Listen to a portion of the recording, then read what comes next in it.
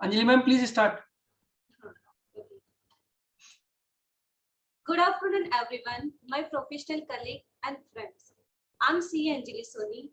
Welcome you all on the today's webinar on the behalf of the Jaipur branch. Next couple of the hours, our discussion is based on the topic of e-state and succession planning and tax implication. Now, I would like to invite CA Vishnu Agrawal, SICASA member. Please, sir, give your welcome speech. Good evening, everyone. I, CA Vishnu Agrawal, welcomes you all in today's session of estate and succession planning and taxation implications. Although जो topic है हमारा वो हमें लगता है कि बहुत senior लोगों के लिए काम का है, बट आज के सीनियर को देखते हुए हम यंग लोगों के लिए, यंग प्रोफेशनल्स के लिए और यंग मेंबर्स के लिए सक्सेशन प्लानिंग एक बहुत अच्छा टॉपिक है, प्रैक्टिस के लिए भी और पर्सनल लाइफ के लिए भी. So as well as professional growth करने के लिए एक नए करियर अपॉर्चुनिटी के साथ साथ हम इसे पर्सनल इम्प्लीमेंट करने के लिए भी देख सकते हैं. उसके लिए आज हमारे साथ बहुत ही लर्नड स्पीकर से पंकज शाह जी हमारे साथ में हैं, जो कि हमें इसके बारे में पूरा डिटेल में समझाएंगे कि कहाँ इसके इम्प्लीकेशंस होने हैं, कैसे हमें इसे एग्जीक्यूट करना है और इसके टैक्सेशन इम्प्लीकेशंस क्या क्या होने वाले हैं. So, not taking so much time, I request our moderator to take over the proceedings. Thank you. Thank you, sir. Now I would like to call you Branch Chairman C. Kuldeep Gupta for welcome speech. Thank you so much, Anjali ji. First of all, I would like to thank and welcome today's speaker and past chairman Indore branch CA Pankaj Shah ji for accepting our request for this wonderful topic. हालांकि ये जो topic है ये मतलब income tax में भी conventional, but ये जो टॉपिक है ये मैं ये समझता हूँ कि नॉन कन्वेंशनल टॉपिक है, क्योंकि हर कोई प्रैक्टिशनर्स या हर कोई पर्सन इस पे बात करना में इतना कंफर्टेबल नहीं है या नहीं करता है, क्योंकि ये बात करता है मरने के बाद में क्या होगा, राइट. तो कोई भी ये नहीं सोचता कि मरने के बाद में क्या होगा और ये सब चीजों के लिए. बट आज के तारीख में आप भले ही भगवान जो दशरथ जी थे, जो भगवान राम के जो पिताजी थे, उनके परिवार से लेकर आज भले ही इस आज के समय में भले ही अंबानी फैमिली हो या आपके अभी लेटेस्ट में अगर बात करूं तो जो रेमंड्स ग्रुप में जो भी डिस्प्यूट चल रहे हैं कि संपत्ति का बंटवारा कैसे होना चाहिए, कौन किसका हकदार है और बंटवारे पे किसका टैक्स पे क्या इम्प्लीकेशंस आएंगे, और ये सब चीजों को देखते हुए आज, क्योंकि ये बहुत बड़ा ही रेलेवेंट टॉपिक है, मैं स्वागत करना चाहूंगा हमारे पास chairman Jaipur branch R Sharma ji का कि उन्होंने इस प्रोग्राम को अटेंड किया, और धन्यवाद भी कहना चाहूंगा कि हमें मोटिवेट करते हैं कि आप क्या प्रोग्राम आपको करने चाहिए और कैसे प्रोग्राम होने चाहिए, किस तरीके से. Thank you so much sir.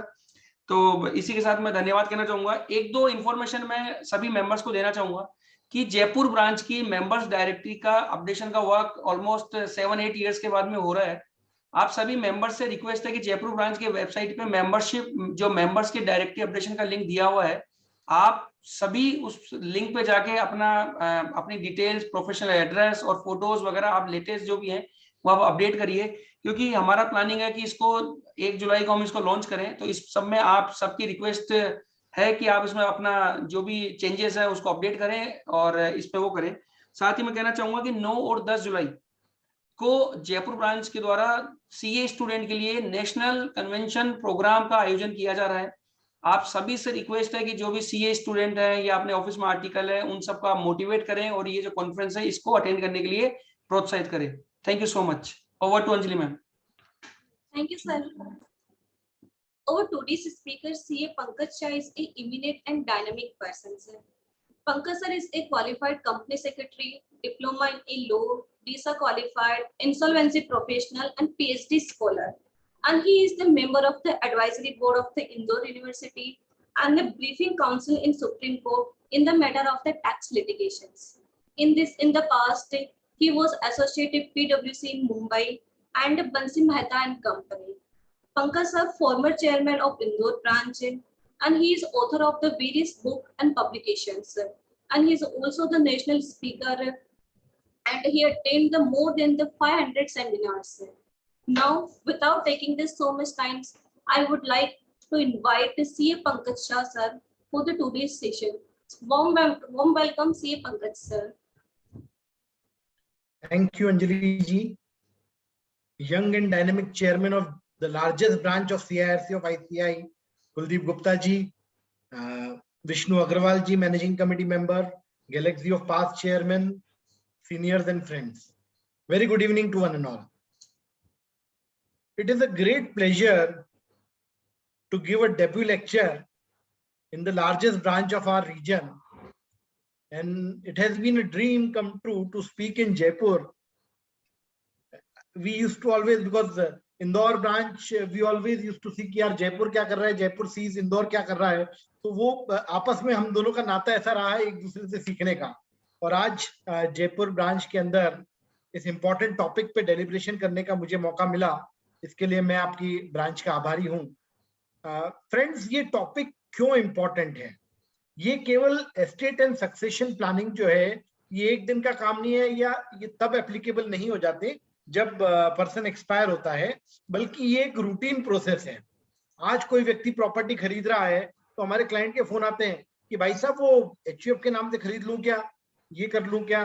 तो ये सारे ऑन एंड ऑफ प्रोसेस है, और इस प्रोसेस को कैसे डील करना, इसमें क्या सावधानी करनी, HUF बनाना नहीं बनाना, क्या प्राइवेट ट्रस्ट को यूज कर सकते हैं, क्या होगा अगर आदमी ने विल नहीं बनाई, इन सब एस्पेक्ट्स के ऊपर आज हम डिस्कस करने वाले हैं. तो मैं अपना प्रेजेंटेशन आपके सामने शुरू करूं उसके पहले एक इंटरेस्टिंग आपको सिनेरियो बताऊंगा. पिछले 2 साल में कोविड की वजह से इस टॉपिक का इंपॉर्टेंस बहुत बढ़ा. मेरे पास में एक विल वेट होने के लिए आई, एक सीनियर ब्यूरोक्रेट की थी. तो उन्होंने बोला कि यार हमने जो है एक इस कंपनी से बनाई है, एक बैंकिंग फाइनेंशियल सर्विसेज कंपनी ने उनकी विल बना के दी. तो मैंने सोचा कि यार इसकी जरूरत क्या है. तो फिर मैंने उनकी विल देखी तो बहुत अच्छी खासी विल बनाई थी. मैंने पूछा कि भाई साहब ये कितना पेमेंट किया आपने इनको विल के लिए.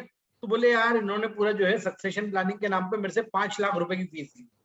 अब वही विल हम लोग बनाते हैं क्योंकि as a chartered accountant we are in a position of trust.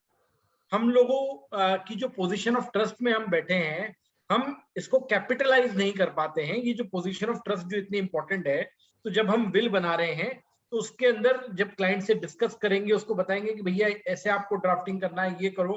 और वास्तव में हम कई जो चीजें करते हैं उसमें क्या क्या किया, जब क्लाइंट को डिटेल में बताएंगे, उसको डिफरेंट प्रोविजन डिस्कस करेंगे, तब वो हमें कंसल्टिंग की फीस भी देगा. विल की ड्राफ्टिंग के साथ ही विल की अगर कहीं और से बनी है उसकी वेटिंग भी कर सकते हैं हम. तो ये अपने आप में एक बहुत इंपॉर्टेंट टॉपिक है. मैं शुरुआत अपने प्रेजेंटेशन के साथ में करूंगा जिसमें ओवरऑल सक्सेशन प्लानिंग रिलेटेड मैंने सारे एस्पेक्ट्स कवर किए हैं.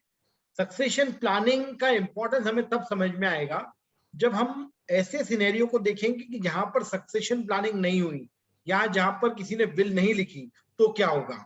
हमारे यहाँ पर HUF बहुत चलता है, पर अगर हमने किसी ने HUF के नाम से इमूवेबल प्रॉपर्टी ले ली और बाद में जब डिस्प्यूट होते हैं तो आदमी से जब HUF का फुल फॉर्म पूछो तो बोलता है हेडेक अनलिमिटेड. तो ये HUF कब हेडेक अनलिमिटेड बन सकता है, कब ये एक अच्छा टूल बन सकता है, इसके ऊपर भी आज हम डिस्कस करने वाले हैं.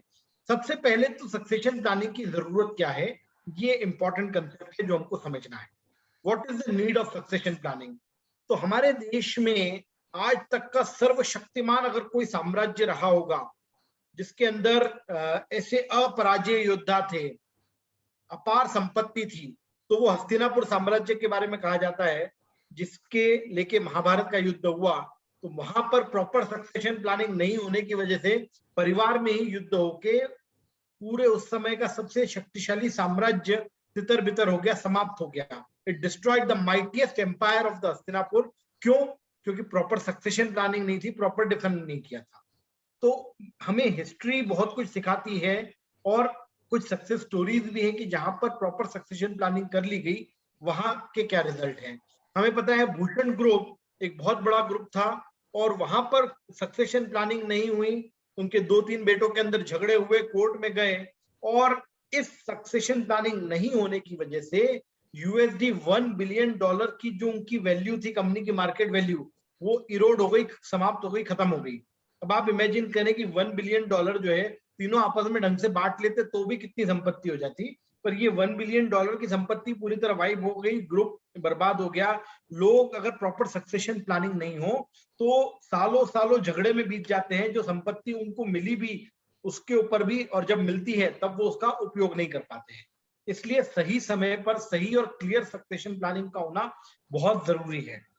अदरवाइज क्या होगा कि कोई कुछ बीच में एग्जांपल ऐसे भी देने आए कि किसी व्यक्ति ने अपने बच्चों के नाम पे कुछ कर दिया और उसको सक्सेशन प्लानिंग ढंग से नहीं करी, या उसको इस तरीके से कॉम्प्लिकेट कर दिया कि बच्चे जो हैं उनको जो संपत्ति मिली उसके लिए धन्यवाद देने के बजाय कोसते हैं। तो ऐसा भी नहीं होना चाहिए। एक क्लैरिटी हो, क्लियर सक्सेशन प्लानिंग हो तो उसके रिजल्ट भी अच्छे होते हैं। मोदी ग्रुप के अंदर 1980s तक झगड़े थे, पर उन्होंने प्रॉपर सक्सेशन प्लानिंग करी, और सक्सेशन प्लानिंग करी तो वो उठ के आ गए। सक्सेशन प्लानिंग का अपने आप में बहुत बड़ा इंपॉर्टेंस है, जिसको हम आगे समझेंगे। डाबर ग्रुप देखें, रेनबैक्सी देखें, इन दोनों ग्रुप्स में भी प्रॉपर सक्सेशन प्लानिंग थी। जब इनकी केस स्टडीज आप देखेंगे तो हमें समझ में आएगा कि वास्तव में इसका इंपॉर्टेंस क्या है। एक बहुत इंपॉर्टेंट रोल पहले होता था बोर्ड ऑफ डायरेक्टर्स का। किसी भी कंपनी के अंदर ऐसा कहा जाता है कि किसी भी परिवार में जब तक बड़े बूढ़े लोग हैं, जब तक उनकी बातें सुनी जाती हैं, तब तक सब कुछ अच्छा चलता है। पर जब सब अपने आप में मनमानी करने लगते हैं तो चीजें बिखर जाती हैं, डिस्प्यूट्स होते हैं। तो वैसे ही एक कॉर्पोरेट के अंदर भी बोर्ड ऑफ डायरेक्टर्स में अच्छे इंडिपेंडेंट डायरेक्टर के रूप में लोग होते हैं, पर जितनी अब कंपनी लॉ के अंदर कॉम्प्लिकेशंस बढ़े, क्रिमिनल ऑफेंसेस बने, तो लोग बोर्ड ऑफ डायरेक्टर से हटना चाहते हैं और एक नया कंसेप्ट इजाद हुआ एडवाइजरी बोर्ड का। तो उसी प्रकार से कोई भी बिजनेस हो उसके अंदर एक एडवाइजरी बोर्ड ऐसे लोगों का होना चाहिए, लर्नेड, जिसके अंदर चार्टर्ड अकाउंटेंट्स का एक बहुत इंपॉर्टेंट रोल है, जो एटलीस्ट ये बता सकते हैं कि बिजनेस के पर्सपेक्टिव से क्या सही है क्या गलत है। किसी कॉर्पोरेट के अंदर भी अगर कोई बोर्ड में नहीं आना चाहता तो एडवाइजरी बोर्ड के रूप में भी उसको बनाया जा सकता है। सक्सेशन के अलग अलग मोड क्या है ये हम समझना चाहेंगे। पहला तरीका है इंटरस्टेट। किसी ने विल नहीं बनाई तो फिर कैसे बटेगा, हम आगे देखेंगे। विल बना ली तो क्या होगा, तो एक तो बिना विल के सक्सेशन हुआ, दूसरा विल बनाने के बाद सक्सेशन हुआ, तीसरा तरीका ये है कि हमने संपत्ति को HUF, नॉमिनेशन, जॉइंट होल्डर, इस तरीके से अलग अलग डिवाइसेस से बांट रखा है, और चौथा एक प्राइवेट ट्रस्ट के रूप में हमने बना रखा है। नॉर्मली ये 4 तरीकों से सक्सेशन प्लानिंग होती है, 4 डिवाइसेस मोडस ऑपरेंडी के थ्रू ओवरऑल सक्सेशन प्लानिंग होती है। अब इंटरस्टेट सक्सेशन ये बहुत इंपॉर्टेंट है कि अगर कोई व्यक्ति विल बनाए बिना चले जाते हैं तो क्या होगा। ये अपने आप में बहुत इंपॉर्टेंट है, क्योंकि इंटरस्टेट सक्सेशन हमारे रिलीजन से भी डिसाइड होता है। बहुत सारे इसमें कॉम्प्लेक्स, जैसे आप देखें, if a person dies without making a will, will बना के एक्सपायर हुआ है तो उसके ऊपर अलग लॉ लगेगा, विल बनाए बिना एक्सपायर हुआ है तो अलग लॉ लगेगा। अगर उसने विल नहीं बनाई और अगर वो हिंदू है, जैन है, सिख है, तो उसके ऊपर हिंदू सक्सेशन एक्ट लगेगा। क्लियर? हिंदू, जैन, सिख, इनको हिंदू की डेफिनेशन में लिया गया है, हिंदू सक्सेशन एक्ट लगेगा। अगर कोई मुस्लिम है तो उसके ऊपर शरीयत लॉ लगेगा। अगर कोई क्रिश्चियन, पारसी या ज्यू है या और कोई रिलीजन के हैं इस तरीके से, तो उनके ऊपर इंडियन सक्सेशन एक्ट लगेगा। तो आप देखें जो हमारे यहाँ पर यूनिफॉर्म सिविल कोड की और ये सब बात चल रही है, उसका मेजर रीजन ही ये है कि ये सारे अलग अलग कानून, रिलीजियस वाइज सक्सेशन के जो कानून बिखरे हुए हैं, इंडियन सक्सेशन एक्ट होते हुए भी उसकी लिमिटेड एप्लीकेबिलिटी अगर इंटरस्टेट सक्सेशन है तो अगर विल नहीं है तो हिंदू, जैन, सिख में हिंदू सक्सेशन एक्ट, मुस्लिम में शरीयत लॉ, और बाकी सब में इंडियन सक्सेशन एक्ट। पर अगर विल है तो चाहे हिंदू हो, क्रिश्चियन हो, पारसी हो, जीव हो, सिख हो, जैन हो, सब गवर्न होंगे इंडियन सक्सेशन एक्ट से, एक्सेप्ट मुस्लिम्स। मुस्लिम्स के लिए शरीयत लॉ यहां पर भी एप्लीकेबल है। तो अगर विल है तो अदर देन मुस्लिम इंडियन सक्सेशन एक्ट के प्रोविजन देखने हमको। अगर विल नहीं है तो आपके रिस्पेक्टिव रिलीजन के जो सक्सेशन लॉज हैं वो होंगे हिंदू सक्सेशन एक्ट, शरीयत लॉ और इंडियन सक्सेशन एक्ट। ये क्लियर हो गई सर ओवरऑल पोजीशन। बहुत इंटरेस्टिंग सिनेरियोज इसमें क्योंकि डेवलप होंगे, क्योंकि जहां पर इंडियन सक्सेशन एक्ट है, जहां पर हिंदू सक्सेशन एक्ट है, कई सारे डिफरेंट प्रोविजंस हैं इनके अंदर। तो वो अगर कोई, जैसे उदाहरण के तौर पे आगे भी मैंने कवर किया है, अगर किसी व्यक्ति की डेथ हो जाती है शादी के बाद और उसने विल बनाई थी शादी के पहले, आज उसने विल बनाई, 2 महीने बाद उसकी शादी हुई, 3 महीने बाद उसकी डेथ हो जाती है, तो उसने जो विल बनाई थी अगर इंडियन सक्सेशन एक्ट से गवर्न होता है, सपोज फॉर एग्जांपल वो क्रिश्चियन है, उसने विल बनाई, उसकी डेथ हो गई, उसके पहले शादी हुई थी, तो उसकी विल इनवैलिड हो जाएगी, क्योंकि इंडियन सक्सेशन एक्ट बोलता है एक्सेप्ट हिंदूज एंड मुस्लिम्स, अगर किसी ने विल शादी के पहले बना दी और उसकी शादी हो जाती है तो मैरिज रिवोक्स द विल, उसकी विल इनवैलिडेट हो जाएगी, शादी के बाद उसको नई विल बनानी पड़ेगी। तो इस तरीके के कई सारे एस्पेक्ट्स हम डील करेंगे, तो इसलिए कौन सा गवर्निंग लॉ है ये जानना समझना हमारे लिए बहुत जरूरी है। अब हम बात करेंगे, यहां पर भी दो अलग अलग लॉ है, हिंदू मेल के लिए अलग इंटरस्टेट सक्सेशन है और फीमेल के लिए अलग है। हिंदू मेल अगर एक्सपायर होता है तो उसकी प्रॉपर्टी पहले बटेगी क्लास 1 लीगल हेयर, जितने क्लास 1 लीगल हेयर है उनमें प्रॉपर्टी बढ़ जाएगी। अगर एक भी क्लास 1 लीगल हेयर नहीं है तो क्लास 2 लीगल हेयर के पास जाएगी, क्लास 2 लीगल हेयर्स के अंदर बढ़ जाएगी। अगर क्लास 2 लीगल हेयर भी नहीं है तो वो एग्नेट में जाएगी, मतलब पिताजी के रिश्तेदार। अगर कोई भी एग्नेट नहीं है तो माताजी को जाएगी, कॉग्नेट्स को, माताजी के रिश्तेदारों को। और अगर क्लास 1 भी नहीं है, 2 भी नहीं है, एग्नेट भी नहीं है, कॉग्नेट नहीं है, तो फिर तू रख के क्या करेगा, तो वो भारत सरकार को वो संपत्ति चली जाएगी। तो क्लास 1 नहीं है तभी क्लास 2 में जाएगी। अगर क्लास 1 लीगल में एक भी आदमी है तो वो पूरी संपत्ति क्लास 1 लीगल हेयर उसको चली जाएगी। अगर क्लास 1 नहीं है तो क्लास 2 में जाएगी, क्लास 1 और 2 दोनों नहीं है तो फिर एग्नेट को, एग्नेट नहीं है तो कॉग्नेट को, और फिर गवर्नमेंट को। इसको हम डिटेल में आगे समझने वाले हैं। अब एक बहुत सिंपल एग्जांपल से मैं समझाऊंगा और उसके बाद फिर क्लास 1 का फुल फ्लेज हम समझेंगे। क्लास 1 लीगल हेयर, अगर कोई व्यक्ति मेल एक्सपायर होता है तो उसकी मदर, उसकी विडो, उसके बच्चे, इन सब में इक्वली संपत्ति उसकी बटेगी अगर विल नहीं है तो। एक मेल, अब यहां देखें आप, उसकी मदर है, मदर को एक हिस्सा मिलेगा, 4 लोग हैं, मदर, उसकी वाइफ, उसका बेटा और बेटी, तो 1/4 हिस्सा चारों में बटेगा, मदर को 1/4, उसकी वाइफ को 1/4, बेटे को 1/4 और बेटी को 1/4। अब आप कहेंगे पिताजी का क्या?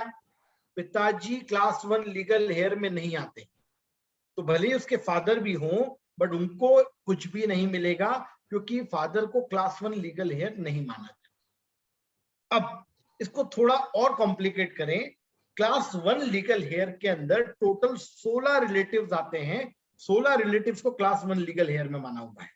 ये कौन थे? तो ये जो बुजुर्गवार हैं आपको बीच में दिख रहे हैं, अगर ये एक्सपायर हो जाते हैं तो इनकी प्रॉपर्टी इनकी मदर को मिलेगी जो ऊपर है, इनकी वाइफ को मिलेगी, इनके बेटे को मिलेगी और इनकी बेटी को मिलेगी। यहां तक तो क्लियर। अब ये वाटरफॉल मैकेनिज्म है, जब तक प्याला है तब तक पानी उसमें रहेगा, अगर वो प्याला नहीं है तो पानी और नीचे जाएगा।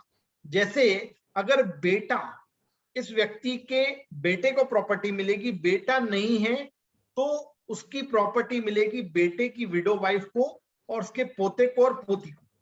वहां फिर इस तरीके से 3 हिस्सों में बटेगा।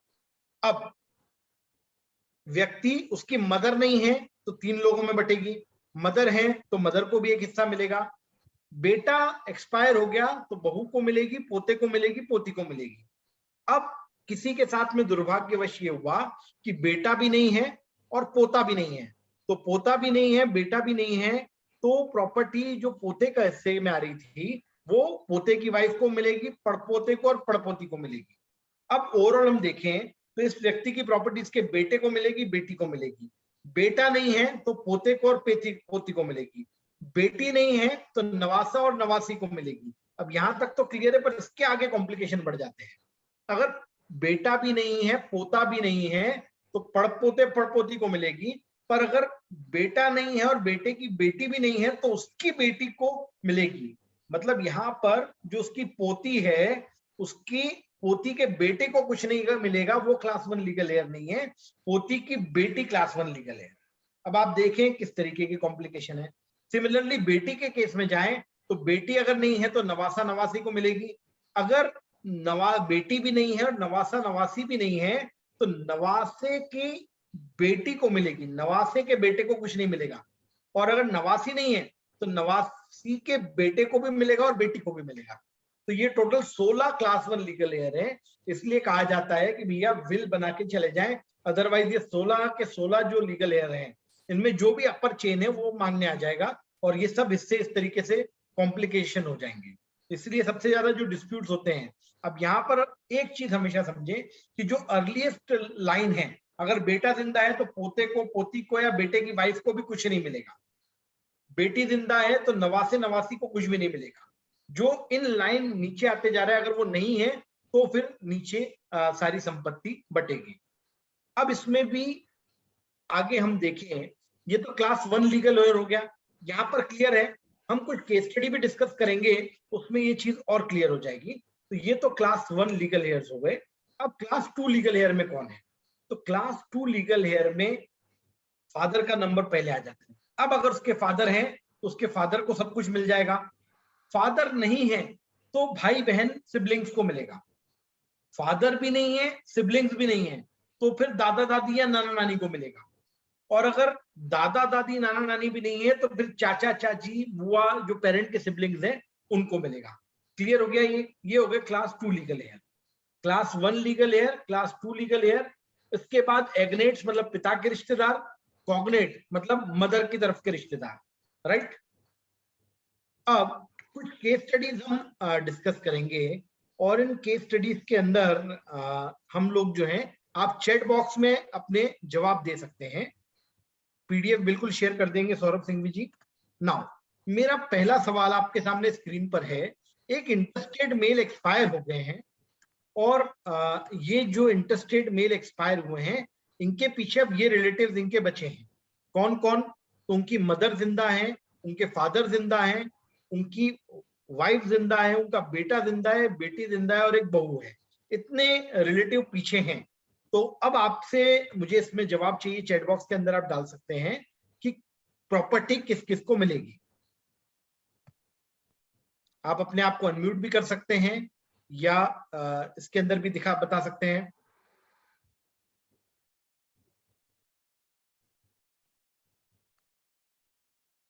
ठीक है, बहुत सारे जवाब आ रहे हैं और लेखा अग्रवाल जी का जो जवाब है सबसे पहले इनका जवाब आया, तो हम देखें आपका आंसर बिल्कुल सही है। मदर को मिलेगा, पिता को नहीं मिलेगा, पिता क्लास 1 नहीं है। पत्नी को मिलेगा, बेटे को मिलेगा, बेटी को मिलेगा, पर क्योंकि बेटा जिंदा है इसलिए बहू को कुछ भी नहीं मिलेगा इस केस। तो बिल्कुल सही अग्रवाल लेखा जी का। आलोक जी 1/5 जो था वो नहीं होगा, यहाँ पर 1/4 सबको मिलेगा। Wife, daughter, son and mother also. Ashok Sharma ji mother को भी मिलेगा क्योंकि उसकी मदर अभी जिंदा है।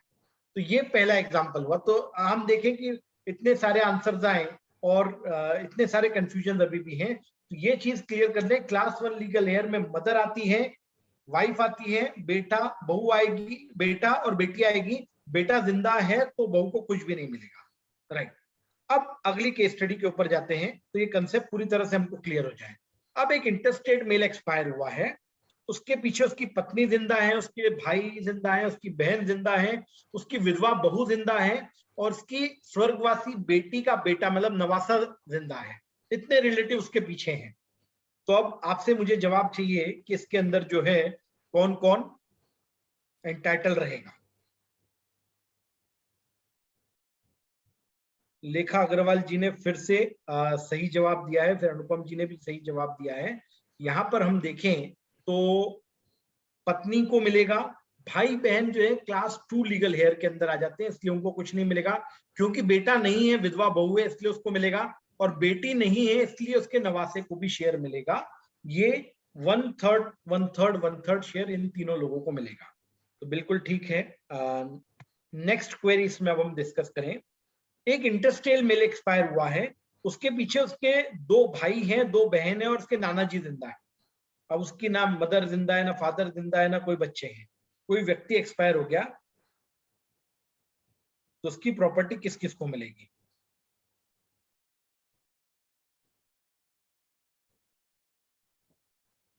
बिल्कुल सही, चारों लोगों ने जवाब दिए हैं, घनश्याम खंडेलवाल जी, प्राची जी ने, अनुपम जी ने और लेखा जी ने और श्रीपाल जी ने भी सही जवाब दिए हैं। यहाँ पर नाना क्योंकि 3rd लेवल पे आते हैं क्लास 2 में इसलिए उनको कुछ भी नहीं मिलेगा। चारों सिबलिंग्स हैं, 2 भाई 2 बहन है, तो 1/4 प्रॉपर्टी चारों लोगों को मिल जाएगी। बिल्कुल सही जवाब। अब ये चौथी केस स्टडी जिसमें मेल इंटरस्टेट क्लियर हो जाएगा। एक इंटरस्टेट मेल एक्सपायर हुआ, उसके मामा का बेटा जिंदा है और चाचा की बेटी जिंदा है, तो अब इसमें किसको मिलेगा? न भाई जिंदा है न बहन है, कोई जो है बैचलर अगर इस तरीके से एक्सपायर हो गया जिसकी शादी नहीं हुई, तो उस केस में सही जवाब दिया है चाचा की बेटी को मिलेगा, क्योंकि ये एग्नेट होते हैं, पिता की तरफ के रिश्तेदार अगर कोई नहीं हो तो कॉग्नेट माता की तरफ के रिश्तेदारों में जाएगा। तो खुशबू जी आपने भी सही जवाब दिया है, चाचा की बेटी को मिलेगा। तो ये तो इंटरस्टेट मेल के केस हो गए। अब सवाल उठता है कि बेटा कौन रिलेटिव, क्या सौतेला बेटा भी बेटा है? बेटे की जहां तक बात हुई तो whether step child is also your child, सौतेले बेटे को बेटा मानेंगे या नहीं मानेंगे क्लास 1 के लिए? कोई बता सकता है? चैट बॉक्स के अंदर अपना आंसर दे सकते हैं। बहुत इंटरेस्टिंग चीज है और इससे जो है बिल्कुल ठीक है पूजा अग्रवाल जी, आपका जवाब लिखा जी सही है, क्योंकि नॉर्मली हम मानते हैं कि इनकम टैक्स में चाइल्ड इंक्लूड स्टेप चाइल्ड, पर हिंदू सक्सेशन एक्ट के अंदर ऐसा नहीं है। इसमें नेचुरली बॉर्न चाइल्ड जो है, चाहे वो लीगल हो इलीगल हो, he will be considered as class 1 legal heir, और अडॉप्टेड हो तो उसको भी क्लास 1 लीगल हेयर मानेंगे, पर अगर स्टेप चाइल्ड हो तो वो क्लास 1 लीगल हेयर के अंदर कंसिडर नहीं होगा। तो ये अपने आप में एक इंटरेस्टिंग इंपॉर्टेंट चीज है। कई बार हमारी धारणा जो है इनकम टैक्स के हिसाब से बन जाती है, बट इनकम टैक्स लॉ अपने आप में एक अलग लॉ है, और ये जो सक्सेशन लॉज है इनका अपना अलग इंपॉर्टेंस है, ये अलग तरीके से चलेंगे। तो इनकम टैक्स में जो चीज वैलिड है जरूरी नहीं कि वही चीज यहाँ पर भी वैलिड हो। अब एक फीमेल इंटरस्टेट की बात करें तो इसमें कुछ अलग चीजें देखने मिलेगी। नॉर्मली फीमेल इंटरस्टेट में अगर कोई फीमेल इंटरस्टेट हिंदू एक्सपायर हुई है तो उसके बेटे को, उसकी बेटी को और उसके हस्बैंड को उसकी प्रॉपर्टी मिल जाएगी। मतलब हस्बैंड, बेटा और बेटी, यहाँ पर मदर फादर नहीं आ रहा। अब अगर ये तीनों ही नहीं है तो हस्बैंड के जो लीगल हेयर्स हैं क्लास 1 क्लास 2 एग्नेट कॉग्नेट, उनको मिलेगा। अगर वो भी नहीं है तो उस इंटरस्टेट फीमेल हिंदू के उस फीमेल के पेरेंट्स को मिलेगा। अगर उसके पेरेंट्स भी नहीं है तो उसके फादर के जो लीगल हेयर्स हैं उनको मिलेगा, और वो भी नहीं है तो legal hairs of the mother उनको मिलेगा। तो ये इस तरीके से है। इसको कुछ हम केस स्टडी से समझेंगे तो ये और ज्यादा क्लियर होगा। अब इसमें भी दो चीजें हैं, एक फीमेल की एब्सोल्यूट प्रॉपर्टी, अगर वो एब्सोल्यूट प्रॉपर्टी है मतलब उसको इनहेरिटेंस में मिली है, पार्टीशन में मिली है, मेंटेनेंस में मिली है, गिफ्ट मिली है, ओन स्किल से उसने जो है खरीदी है या परचेज की है, तो वो फ्री है उस प्रॉपर्टी को जैसे चाहे डिस्पोज कर सकती है, विल अवे कर सकती है, दे सकती है, उसमें कहीं कोई उसके ऊपर बार नहीं है। पर अगर लाइफ इंटरेस्ट मिला है, आपको प्रॉपर्टी मिली है कि आप जब तक हैं इस प्रॉपर्टी के अंदर रह सकते हैं, पर आपके इसमें ओनरशिप राइट नहीं है, अगर मेंटेनेंस मिला है। जैसे एक केस में क्या हुआ था कि एक साधु सिंह वर्सेस गुरुद्वारा साहिब नारिके वाला केस है। इसमें एक लेडी थी, उनके हस्बैंड पूरी प्रॉपर्टी जो है, ये मकान है, तो अपनी वाइफ को कर गए कि आप जब तक जिंदा हो इसमें रहना, और आपके बाद ये प्रॉपर्टी जो है मेरे भतीजों को मिलेगी। अब वो लेडी ने ये हुआ कि यार जो है मैं भतीजों को दूं, इनको दूं, वो लेडी रह रही थी उस वक्त में, तो उसने एक गिफ्ट कर दी, उसने जो है गुरुद्वारे को दान कर दी वो प्रॉपर्टी। तो उनके जो भतीजे थे उन्होंने कोर्ट में केस लगाया, और सुप्रीम कोर्ट ने साधु सिंह वाले केसेस में हेल्ड किया कि आप वही दे सकते हो जो आपकी एब्सोल्यूट प्रॉपर्टी हो। यहाँ पर उस लेडी के पास में एब्सोल्यूट उसको डिस्पोज करने का राइट नहीं था, केवल लाइफ इंटरेस्ट था कि वो जब तक है तब तक उस प्रॉपर्टी में रह सकती है। ये एक रिस्ट्रिक्टेड राइट है, तो she could not have gifted it to the gurdwara, और उस गिफ्ट डीड को इनवैलिडेट किया गया। तो इसलिए इंपॉर्टेंट है कि लाइफ इंटरेस्ट है, आप ये एब्सोल्यूट इंटरेस्ट दे रहे हो। अगर वो लाइफ इंटरेस्ट है तो उस प्रॉपर्टी को फिर कोई डिस्पोज नहीं कर सकता, अपने उसके अंदर जिन कंडीशंस पे दिया है वही रहेगा, और बाद में after the life interest gets over, जिस तरीके से विल में लिखा था, अगर विल में नहीं लिखा है तो फिर या विल के अंदर जो है ये नहीं मेंशन किया कि लाइफ इंटरेस्ट के बाद क्या होगा, तो फिर इंटरस्टेट सक्सेशन के रूप में वो डिस्पोज होगा। तो ये अपने आप में इंपॉर्टेंट कंसेप्ट है लाइफ इंटरेस्ट का, कि अगर किसी ने विल में लाइफ इंटरेस्ट दिया है तो आप उसको डिस्पोज नहीं कर सकते, केवल उस इंटरेस्ट को एंजॉय कर सकते हैं। अब एक फीमेल इंटरस्टेट के केस में एक्सेप्शन है कुछ फ्री डिस्पोजल के। ये क्या है? तो अगर उस फीमेल को प्रॉपर्टी अपने पिताजी की तरफ से मिली थी, उसके मायके से कुछ प्रॉपर्टी मिली थी, और अगर उस फीमेल के कोई बच्चे नहीं है and she dies without making a will, तो फिर वो प्रॉपर्टी उसके पेरेंट्स को वापस जाएगी। वो प्रॉपर्टी जो उसके पिताजी से आई थी, और अगर उसके कोई बच्चे नहीं है तो वो प्रॉपर्टी फिर हस्बैंड या उसके रिलेटिव्स को नहीं मिलेगी, वो पिताजी की तरफ वापस जाएगी। और ऐसी कोई प्रॉपर्टी जो हस्बैंड के रिलेटिव से आई थी या हस्बैंड की तरफ से आई थी और उसके अगर कोई बच्चे नहीं है, तो वो हस्बैंड भी नहीं है अगर, तो हस्बैंड के रिलेटिव्स में वो प्रॉपर्टी चाहिए। तो ये अपने आप में एक इंपॉर्टेंट कंसिडरेशन है कि वो प्रॉपर्टी कहां से आई है, ये तब अप्लाई होगा जब उसके कोई बच्चे नहीं है। अब हम कुछ केस स्टडीज देख लेते हैं यहाँ पर। वापस आप लोग जो है चैट बॉक्स के लिए तैयार हो जाएं और वी विल डिस्कस दिस। यहाँ पर एक इंटरेस्टेड फीमेल एक्सपायर हुई है, जिसके पीछे उसका हस्बैंड है, बेटा है, बेटी है और माता पिता है। तो लेखा जी बहुत फास्ट है, उन्होंने वापस सही जवाब दे दिया। यहाँ पर हस्बैंड, सन और डॉटर, ये प्रॉपर्टी उनको जाएगी। यहाँ पर मदर एंड फादर को कुछ भी नहीं मिलेगा। अगर हस्बैंड सन डॉटर नहीं होते तो मदर फादर को जाता। अब एक इंटरेस्टेड फीमेल एक्सपायर हुई जो डिवोर्सी है, तो उसके प्रॉपर्टी उसके एक्स हस्बैंड को मिलेगी या मदर फादर को मिलेगी। तो यहाँ पर आप लोग और भी, तो यहाँ पर क्लियर है क्योंकि हस्बैंड से डिवोर्स हो चुका है तो वो प्रॉपर्टी मदर और फादर को ही जाएगी, क्योंकि he is no longer her husband. Then अब ये थोड़ा सा और इंटरेस्टिंग, वो इंटरेस्टेड फीमेल एक्सपायर हुई है और उसके पीछे उसका देवर जिंदा है और उसकी ननंद का बेटा भतीजा जिंदा है। तो अब ये प्रॉपर्टी किसको मिलेगी? बिल्कुल ठीक रुचिता जी, अनुपम जी, क्योंकि क्लास 2 लीगल एयर में देखेंगे कि सिबलिंग जिंदा है नहीं। अगर सिबलिंग जिंदा है, एक भी जिंदा है, तो पूरी प्रॉपर्टी उसको मिल जाएगी, फिर नीचे जाने ही नहीं पड़ेगा। तो यहाँ पर क्योंकि देवर जिंदा है, ननंद जिंदा होती तो उसको इक्वल मिलता, पर क्योंकि ननंद नहीं है तो पूरी प्रॉपर्टी देवर के पास में चली जाएगी।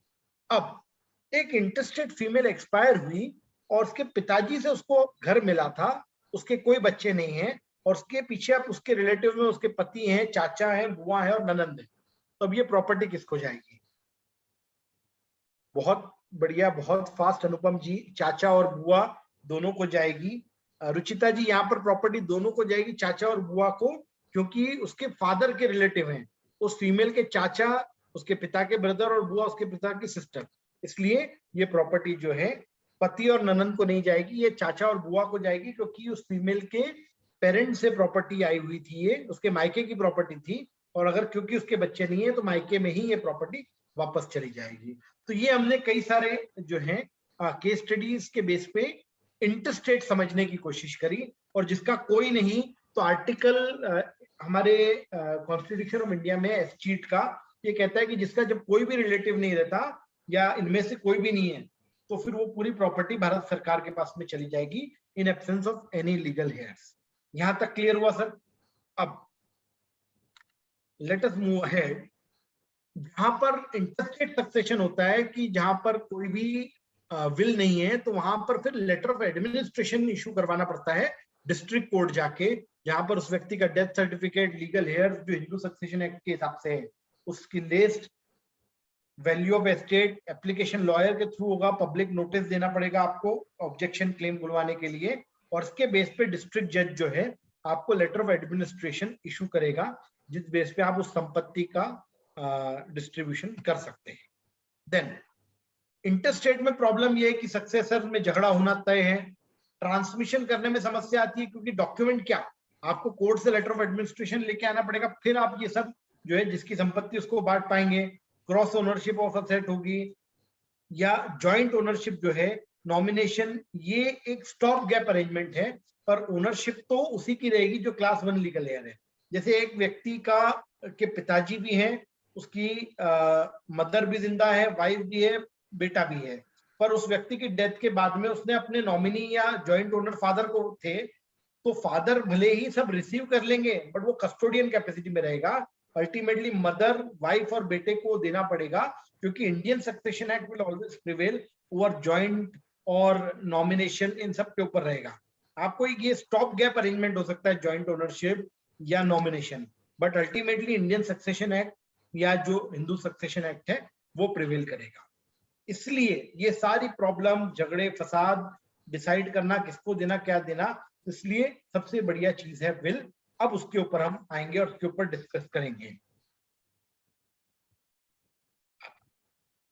टेस्टामेंट्री विल, डेथ जो होती है वो या तो टेस्टेड होती है या इंटरस्टेट होती है। टेस्टेड मतलब विल, इंटरस्टेट मतलब विदाउट विल।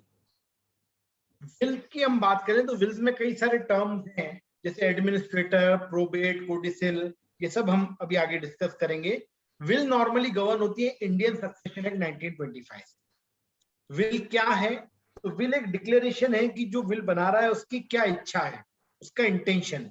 विल तभी इफेक्टिव होगी जब उस व्यक्ति की डेथ होगी। जब तक उसकी डेथ नहीं हुई तब तक उस विल की कोई कीमत नहीं है। विल आप कितनी भी बार रिवोक कर सकते हो, नई बना सकते हो, रोज एक आदमी नई विल बना सकता है, कहीं भी उसके लिए बार नहीं है। अब विल कौन बना सकता है? A person of sound mind who is a major person, जो एक कॉन्ट्रैक्ट कर सकता है वो विल बना सकता है। तो मेजर पर्सन, साउंड माइंड, ये विल बना सकता है। क्या एक डेफ, डम और ब्लाइंड पर्सन विल बना सकता है? जो बहरा हो, गूंगा हो और जो नेत्रहीन हो, क्या वो विल बना सकता है? बिल्कुल बना सकता है, अगर उसको ये प्रूव हो जाए कि उसको जो कंटेंट थे वो प्रॉपरली पता थे कि उसके विल में क्या है। कोई ऑर्डिनरीली इनसेन व्यक्ति है जिसकी मानसिक स्थिति ठीक नहीं है, क्या वो विल बना सकता है? हाँ, पर वो उसी इंटरवल्स ऑफ सैनिटी, जब उसके होशो आवाज में हो और प्रॉपर मानसिक स्थिति हो तो उसमें बना सकता है। ऐसे केसेस में डॉक्टर का सर्टिफिकेट लगा देना चाहिए कि इसने जब विल साइन करी तब मैंने देखा है कि ये प्रॉपर मेंटल स्टेटस में पूरे होशो आवाज में था। तो ये अपने आप पे बहुत काम आता है। इसलिए कई हम विल देखेंगे तो विल में एक डॉक्टर का सर्टिफिकेट भी लगता है विल के साथ में, कि इसने विल जब बनाई थी तो ये प्रॉपर मेंटल कंडीशन के अंदर था, हेल एंड हेल्दी था। तो ये सब जितने ज्यादा अमाउंट इन्वॉल्व होता है विल के अंदर, ये सब प्रैक्टिसेस अडॉप्ट की जाती हैं। या कई केस में होता है कि जब दो विटनेस होते हैं तो एक विटनेस डॉक्टर को बनाया जाता है। क्यों? ताकि डॉक्टर विटनेस कर रहा है, मतलब डॉक्टर ये सर्टिफाई कर रहा है कि भैया इसने प्रॉपर होशो आवाज में और ये फिजिकली मेंटली फिट था जब इसने विल बनाई। देन विल क्यों बनाए? विल बनाना इसलिए इंपॉर्टेंट है क्योंकि एक व्यक्ति हमेशा ये चाहेगा कि मैं अपनी संपत्ति उसको दूं जो मेरे साथ रहा, जिसने मुझे सहयोग किया, मेरी सेवा की। तो विल आपको कंप्लीट डिस्क्रिशन देता है कि प्रॉपर्टी को आपको कैसे डिस्पोज करना है। विल में आप चाहें तो रिलेटिव को रखें, ना चाहें तो रिलेटिव को कुछ नहीं दें। सक्सेशन डिस्प्यूट्स इससे कम होते हैं। It is for rewarding those who cared.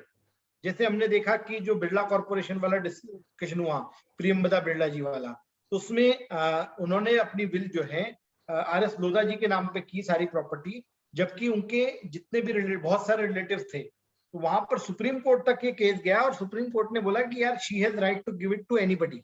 तो आप जो है क्योंकि विल बनाई है तो अब उसको आप ये नहीं कर सकते कि नहीं आप ये दे सकते और ये नहीं दे सकते। So it is always better कि आप विल बनाएं, उसमें रीजंस लिखें, and it is always advisable to make a will at an younger stage. आप विल, कम एज है आपकी, विल के लिए एज देखने की जरूरत नहीं है। जब मैंने विल के बारे में स्टडी करी, पहला लेक्चर दिया था, लेक्चर की तैयारी की थी सक्सेशन के लिए, तो सबसे पहला काम मैंने ये किया था कि वो तैयारी करने के बाद पहले अपनी विल लिखी, उसके बाद में पहला सेमिनार दिया। तो ये अपने आप में बहुत इंपॉर्टेंट है। और आप विल कितनी भी बार बदल सकते हैं, तो इसलिए कोई विल लिखने से ये नहीं कि यार मैंने विल लिख दी है तो अभी विल क्यों लिखूं। आप विल लिख सकते हैं, चेंज कर सकते हैं, कोई दिक्कत नहीं विल के अंदर। देन विल कैसे लिखें? तो विल रिटर्न में होनी चाहिए। ओरल विल का राइट केवल सोल्जर्स जो वॉर लड़ रहे हैं या मुस्लिम्स, इन दोनों केस में प्रोविजन है, otherwise oral will is not allowed. Will के अंदर आपको लिगेटीज, किसको आप देना चाह रहे हैं, बेनिफिशियरीज, वो मेंशन करना जरूरी है। और जितनी डिटेल्ड हो विल उतना अच्छा रहता है। एसेंशियल्स, विल में क्या क्या होना चाहिए? डेट इज वेरी इंपॉर्टेंट, क्योंकि लास्ट विल प्रिवेल, सबसे लेटेस्ट विल जो बनाई है वो हमेशा प्रिवेल करेगी। तो लेटेस्ट है या नहीं ये कैसे पता चलेगा? तो वो डेट से पता चलेगा। Signature, thumb mark, signature thumb mark identification के लिए होता है, इसलिए इसका होना जरूरी है। अब आप सवाल करेंगे कि हर पेज पे साइन करना जरूरी है? देखिए जरूरी तो नहीं है, कई केस लॉज भी हैं जो कहते हैं कि हर पेज पे साइन करना जरूरी नहीं है, but it is always advisable कि हर पेज के ऊपर साइन की जाए ताकि आगे चल के कोई डिस्प्यूट ना हो। विल आप एक टिश्यू पेपर पे भी लिख सकते हैं, स्टाम्प पेपर की जरूरत नहीं है, पर विटनेस दो होना जरूरी है, एटलीस्ट 2 विटनेसेस आर रिक्वायर्ड। और एग्जीक्यूटर का रखना जरूरी है। एग्जीक्यूटर कौन होगा? जो आपसे कम एज का हो, जो विल लिख रहा है उससे कम एज का हो, अदरवाइज क्या होता है कि आपने विल लिख दी, उसमें एक्स व्यक्ति को एग्जीक्यूटर बनाया, पर वो एक जिसकी विल थी उसके पहले एग्जीक्यूटर अगर चले गए तो फिर आपको कोर्ट जाना पड़ेगा दूसरा एग्जीक्यूटर अपॉइंट करवाने के लिए। सो इट इज ऑलवेज एडवाइजेबल कि एक यंग एग्जीक्यूटर रखें और 2 अल्टरनेट एग्जीक्यूटिव रखें, तो आपको विल बार बार चेंज करने की रिक्वायरमेंट नहीं रहेगी। इसके बाद आप देखें विल लिखने में कितना फर्क पड़ जाता है। एक जेनरिक विल होती है, एक जनरल होती है। अगर विल में आपने लिखा है I leave all my money to my wife, तो ये विल वैलिड है। पर अगर आपने लिख दिया I leave money to my wife, तो कितना मनी, कौन सा मनी, ये नहीं लिखा तो ये वॉइड है, पूरी विल आपकी इस वजह से वॉइड हो जाएगी। इसलिए it is very important to be very precise and clear in writing things. तो यहाँ पर आप 2 एग्जाम्पल देख लें, उसमें ऑल माई मनी की जगह I leave money to my wife अगर लिखा है तो बाकी मनी का क्या, बाकी कौन सी मनी, किसकी मनी, तो सारी मनी देना है या नहीं देना है। तो इसलिए ये नीचे वाली जो विल की लाइन थी इससे वजह से एक केस में पूरी विल वॉइड हो गई थी। सो it is always very important कि जेनरिक स्पेसिफिक चीजें हम लिखें। देन बेनिफिशियरी कौन हो सकता है? कोई भी हो सकता है, दोस्त, रिश्तेदार, नौकर, CA, lawyer, stranger, anybody can be beneficiary in the will. कोई भी बेनिफिशियरी हो सकता है, इसलिए बेनिफिशियरी का जरूरी नहीं कि रिलेटिव हो। कुछ केसेस में तो बॉम्बे में एक कपल था, उसने एक ट्रस्ट बनाया और अपने उस ट्रस्ट को बनाया, उनके पास 2 गोल्डन डॉग्स थे, उनके 5 करोड़ रुपए उस ट्रस्ट में डाल दिए उन्होंने। उनके बच्चों को या भाई बहन रिश्तेदारों को कुछ नहीं दिया, उन्होंने विल के थ्रू जो है 2 गोल्डन डॉग्स के लिए ट्रस्ट बना के उसमें पूरी संपत्ति दी। यूएस के अंदर मदर टेरेसा ने एक बार कहा था कि हमारे देश में कलकत्ता का एक कोड़ी गरीब वो पश्चिम के एक धनाढ़ व्यक्ति से ज्यादा सुखी है। क्यों? क्योंकि हमारे यहाँ उस व्यक्ति के साथ उसका परिवार रहता है। हम देखें यूएस के अंदर कार्ल लेगरफील्ड करके एक बहुत फेमस डिजाइनर था, उसके पास 2700 करोड़ की संपत्ति थी, पर कोई रिश्तेदार मिलने जुलने वाला कोई नहीं था, तो उसकी पूरी संपत्ति अपनी बिल्ली के नाम कर गया, वो 2700 करोड़ रुपए। सो देयरफॉर इमेजिन कि आप मतलब यहाँ पर विल में आप किसको देना चाहें, टोटली बेनिफिशियरी कौन रहेगा, कोई रिस्ट्रिक्शन नहीं है, कोई भी बेनिफिशियरी हो सकता है। डिजिटल असेट्स, अभी तक तो हम देखते थे कि फिजिकल असेट और उनके बैंक अकाउंट और उसके पैसे पे था। अब आपका जीमेल अकाउंट है, उसका पासवर्ड किसको मिलेगा? आपका फेसबुक अकाउंट है, इंस्टाग्राम है, आपके इंस्टाग्राम पे 1 लाख फॉलोअर्स हैं, तो इन सब की वैल्यू है। आप अगर बिटकॉइन में ट्रेड करते हैं तो आपका जेप पे हुआ या जो भी कॉइन सिक्योर जैसे एक्सचेंजेस हुए, तो उनमें भी आपको विल के अंदर ही इसका प्रोविजन कर दें, तो आप या एक पास जो है लॉकर के अंदर सारे आईडी पासवर्ड्स रख दें, ताकि जब भी विल के थ्रू वो लॉकर खुलेगा तो at least the person will be access. ये डिजिटल असेट्स का इंपॉर्टेंस बहुत बढ़ते जा रहा है, तो इनके लिए भी आप प्रोविजन कर सकते हैं। देन एग्जीक्यूटर कौन होगा? नॉर्मली वाइफ को एग्जीक्यूटर बनाया जाता है। क्यों? क्योंकि जो संपत्ति है बेनिफिशियरी वाइफ को दिया जाता है, अगर तो वाइफ एग्जीक्यूटर है। क्योंकि आपने किसी तीसरे व्यक्ति को एग्जीक्यूटर बना दिया और वो एग्जीक्यूट, क्योंकि उसका फाइनेंशियल इंटरेस्ट नहीं है तो वो एग्जीक्यूट करेगा नहीं, तो आपको सफर करना पड़ेगा। इसलिए इट इज ऑलवेज एडवाइजेबल कि जो बेनिफिशियरी है उसको आप एग्जीक्यूटर बना दें। अब आप कहेंगे सीए को या कंसल्टेंट को एग्जीक्यूटर बनाए क्या? तो फिर विल में ही फीस का प्रोविजन भी लिखते हैं कि अगर हमारा सीए हमारा एग्जीक्यूटर रहेगा तो उसको इस सर्विसेज के बदले में इतनी फीस दी जाएगी। अदरवाइज क्या होगा कि आपके ऊपर हेडेक आ जाएगा, आपको एफओसी में ये सब काम करने पड़ेंगे, और कई बार जब प्रोबेट और विल चैलेंज होती है तो it becomes very tedious job. तो इसलिए बेटर आप अगर एग्जीक्यूटर जो है बेनिफिशियरी को बना दें, और अगर सीए या कंसल्टेंट बनना चाह रहा है तो फिर फीस का प्रोविजन उसमें विल में करा दें।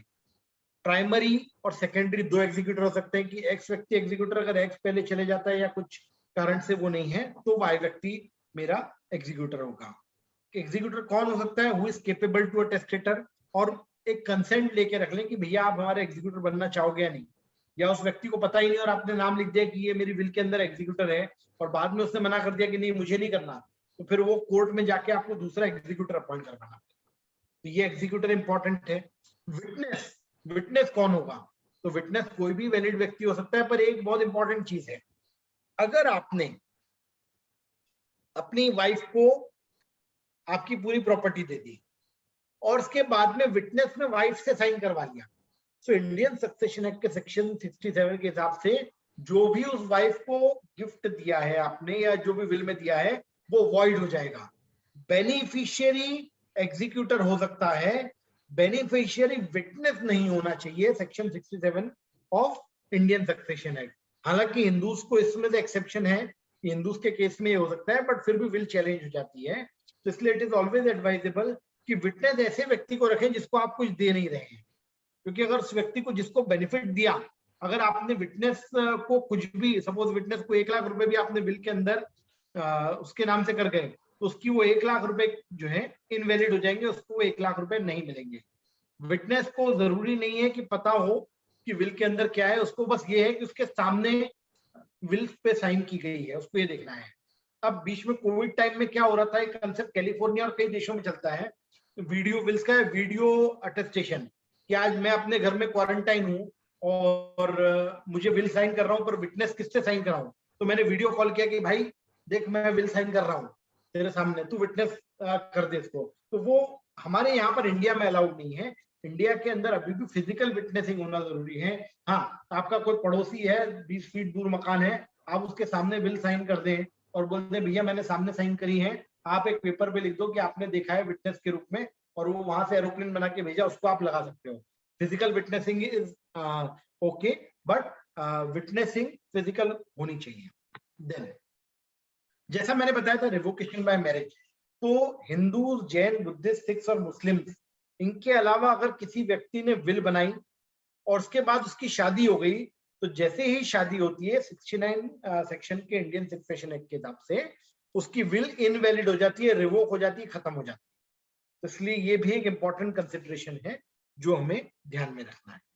Then registration of will, will को रजिस्टर करना जरूरी नहीं है, but it is always advisable कि आप विल को रजिस्टर करवा लें।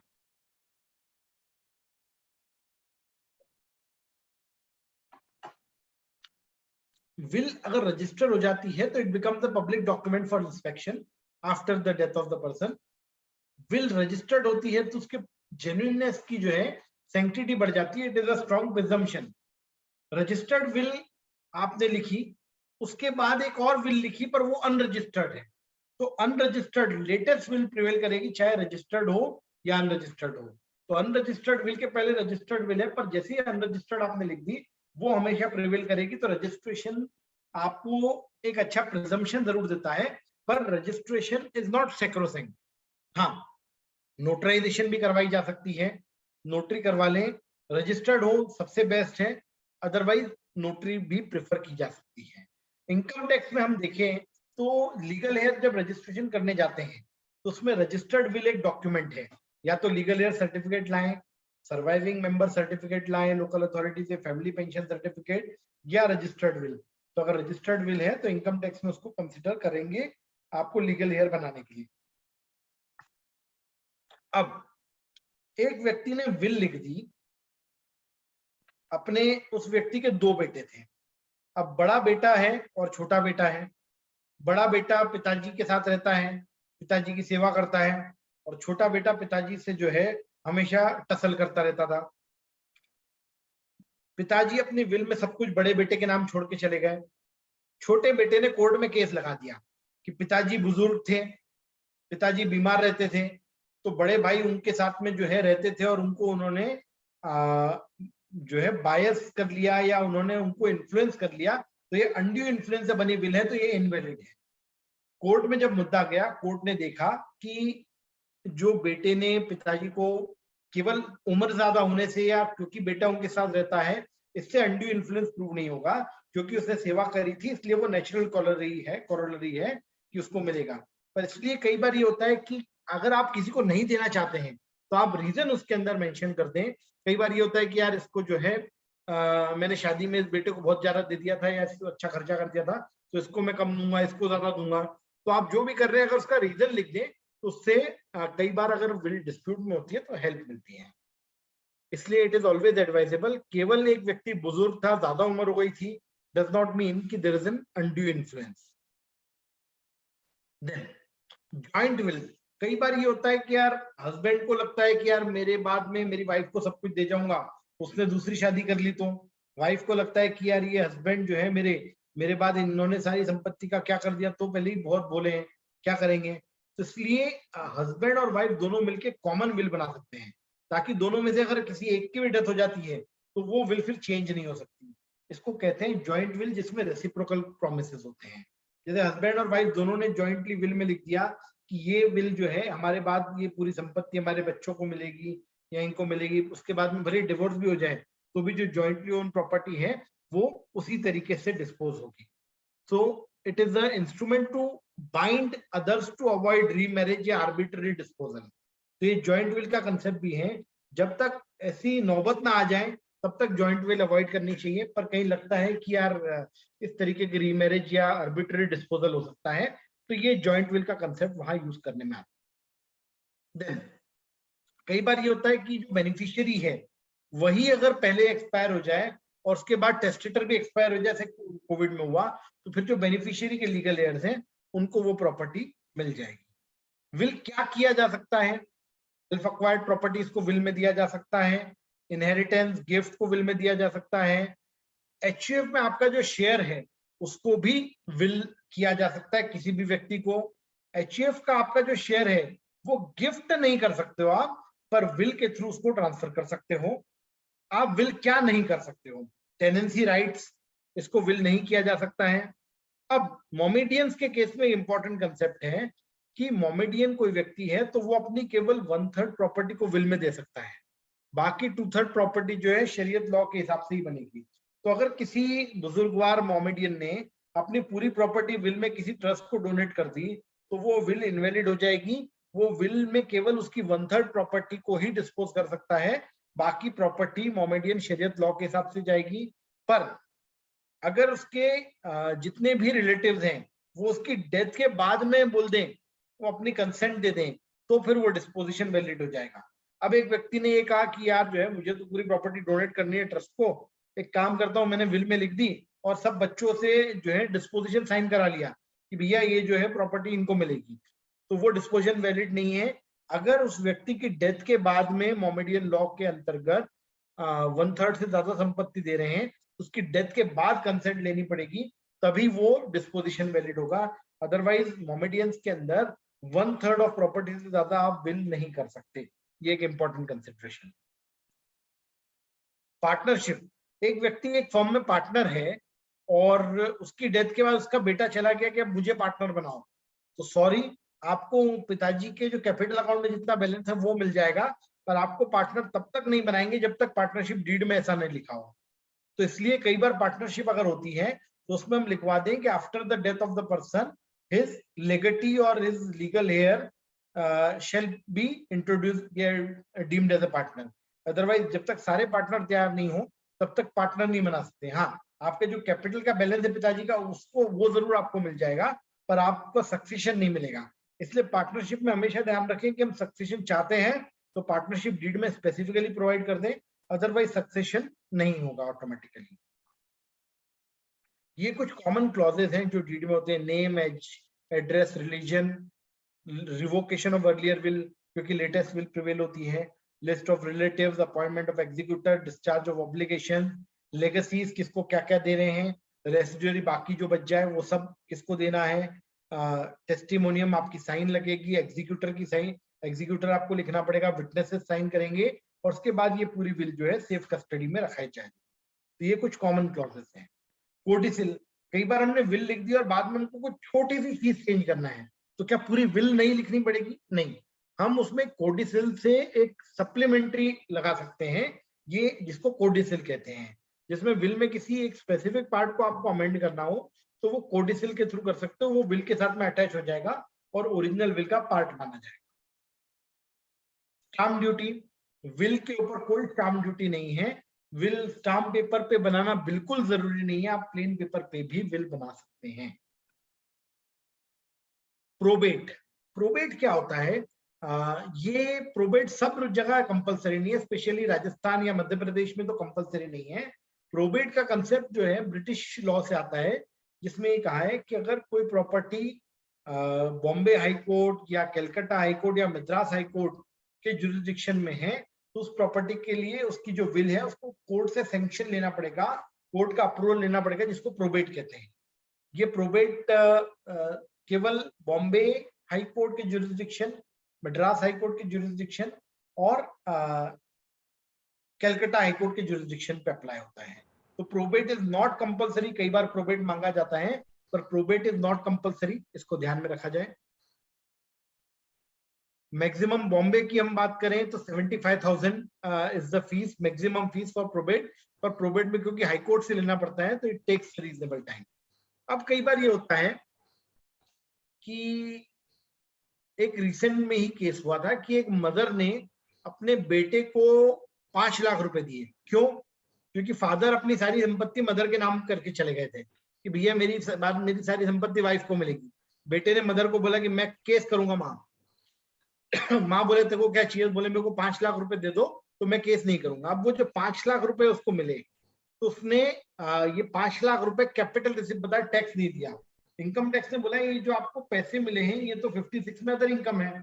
तो उस व्यक्ति ने बोला कि ये कैपिटल रिसिप्ट है। फिर ये ट्राइब्यूनल गया और बॉम्बे ट्राइब्यूनल ने इसमें कहा है किसी केस को न करने के लिए, बिल को चैलेंज नहीं करने के लिए अगर आपको कुछ मिला है तो it is a capital receipt, तो इसको इसके ऊपर कोई भी टैक्स नहीं लगेगा। 56 में इसको इनकम नहीं मानेंगे। सक्सेशन डॉक्यूमेंट्स क्या क्या होते हैं? हम अलग अलग चीजों के नाम सुनते हैं। पहला, अगर विल है तो प्रोबेट जो हाई कोर्ट से मिलता है, जो केवल Calcutta high court, Bombay high court और मद्रास हाई कोर्ट के लिए एप्लीकेबल है। दूसरा होता है सक्सेशन सर्टिफिकेट, ये केवल डेट, सिक्योरिटीज, शेयर्स और ड्यूज या डेटर्स, क्रेडिटर्स, इनके लिए सक्सेशन सर्टिफिकेट डिस्ट्रिक्ट कोर्ट से लिया जाता है। तो ये टेस्टेशन। विल है तो ये 2 डॉक्यूमेंट है। विल नहीं है, इंटरस्टेट है, तो डिस्ट्रिक्ट कोर्ट से लेटर ऑफ एडमिनिस्ट्रेशन लेंगे। अगर ये दोनों केसेस में एक और केस होता है लीगल एयर सर्टिफिकेट, कि जब इंटरस्टेट हो या टेस्टेट भी हो पर आपको प्रॉपर्टी मैनेज करना है, डिसाइड नहीं हो पा रहा, बीच में प्रॉपर्टी मैनेज करना है, तो एक लीगल एयर सर्टिफिकेट मिलता है जो केवल टाइटल नहीं देता। विल में प्रोबेट, सक्सेशन, ये विल जो है टाइटल दे देता है, मालिकाना हक देता है। लीगल एयर सर्टिफिकेट केवल प्रॉपर्टी को मेंटेन करने का राइट देता है, मैनेज करने के। ये तहसीलदार के पास से मिलता है। बाकी प्रोबेट हाई कोर्ट से मिलती है और बाकी succession certificate, letter of administration district जज आपको इशू करता है। देन विल को लेके कुछ मिथ्स और रियलिटी। विल स्टैम्प पेपर पे होना चाहिए, कोई जरूरी नहीं है। हैंड रिटन प्लेन पेपर पे भी हो सकती है। लीगल फॉर्मेट होता है, नहीं, कोई विल लीगल फॉर्मेट नहीं है। विल बदल नहीं सकते, गलत। विल कितनी भी बार आप बदल सकते हैं। विल एक आदमी के जीवन में इफेक्टिव है, नहीं, उस व्यक्ति की डेथ पर ही वो विल इफेक्टिव होगी। विल में आप जो है अपने क्लोज रिलेटिव्स को छोड़ नहीं सकते, जैसे बेटा, वाइफ, ऐसा कहीं नहीं है। विल अगर आपने लिखी है तो आप संपत्ति किसी को भी दे सकते हो, पर अगर रीजन लिखो उसके लिए तो वो ज्यादा एडवाइजेबल रहेगा। विल में डेट नहीं होनी चाहिए, गलत। विल में डेट तो होना ही चाहिए, लास्ट विल प्रिवेल करती है, इसलिए डेट होना चाहिए। नॉमिनेशन विल के ऊपर है, नहीं, ऐसा कुछ नहीं है। विल सुप्रीम है, नॉमिने को पैसा इमीडिएटली भले मिल जाएगा पर वो as a trustee, as a custodian capacity में मिलेगा। Married women can not make a will, गलत। All women can make a will. No need of witness, 2 witnesses are must, बिना विटनेस के विल नहीं हो सकती। Marriage revokes a will, yes, but not in the case of Hindus. तो ये कुछ fake जो इश्यूज चल रहे थे विल के ऊपर, उनको डिस्कस करने का प्रयास किया है। अब इन एस्पेक्ट्स के ऊपर अगर कोई क्वेरी हो तो हम इसको अभी कवर कर लेते हैं, उसके बाद फिर आगे बढ़ेंगे हम, क्योंकि उसके बाद टैक्सेशन और दूसरे सारे एस्पेक्ट्स आते हैं। सो अगर कोई क्वेरी हो तो आप चैट बॉक्स में डाल सकते हैं, अपने आप को अनम्यूट भी कर सकते हैं।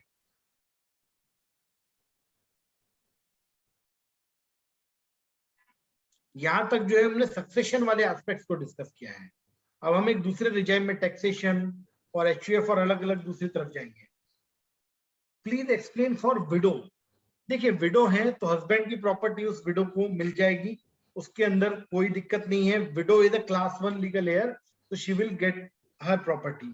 अगर विडो है और विडो की प्रॉपर्टी है तो वो उसके हस्बैंड, बेटा और बेटी को मिलती है। हस्बैंड नहीं है तो उसके बच्चों को मिलेगी।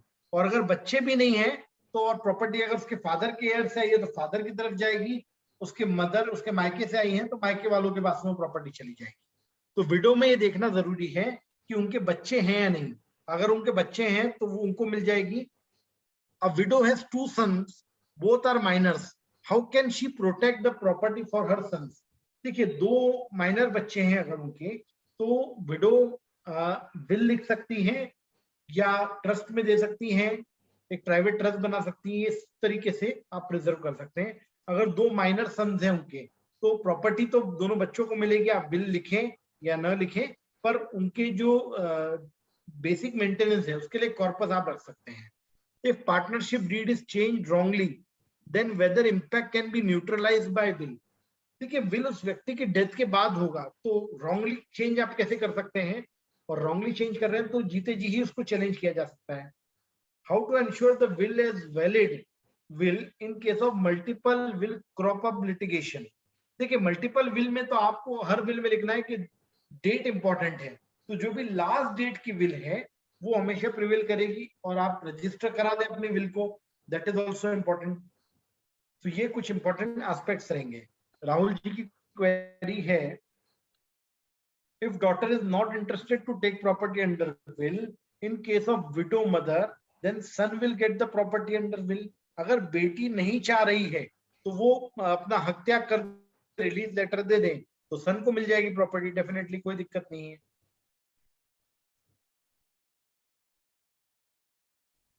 Can a stepson claim inherited property of his stepmother? Father is died।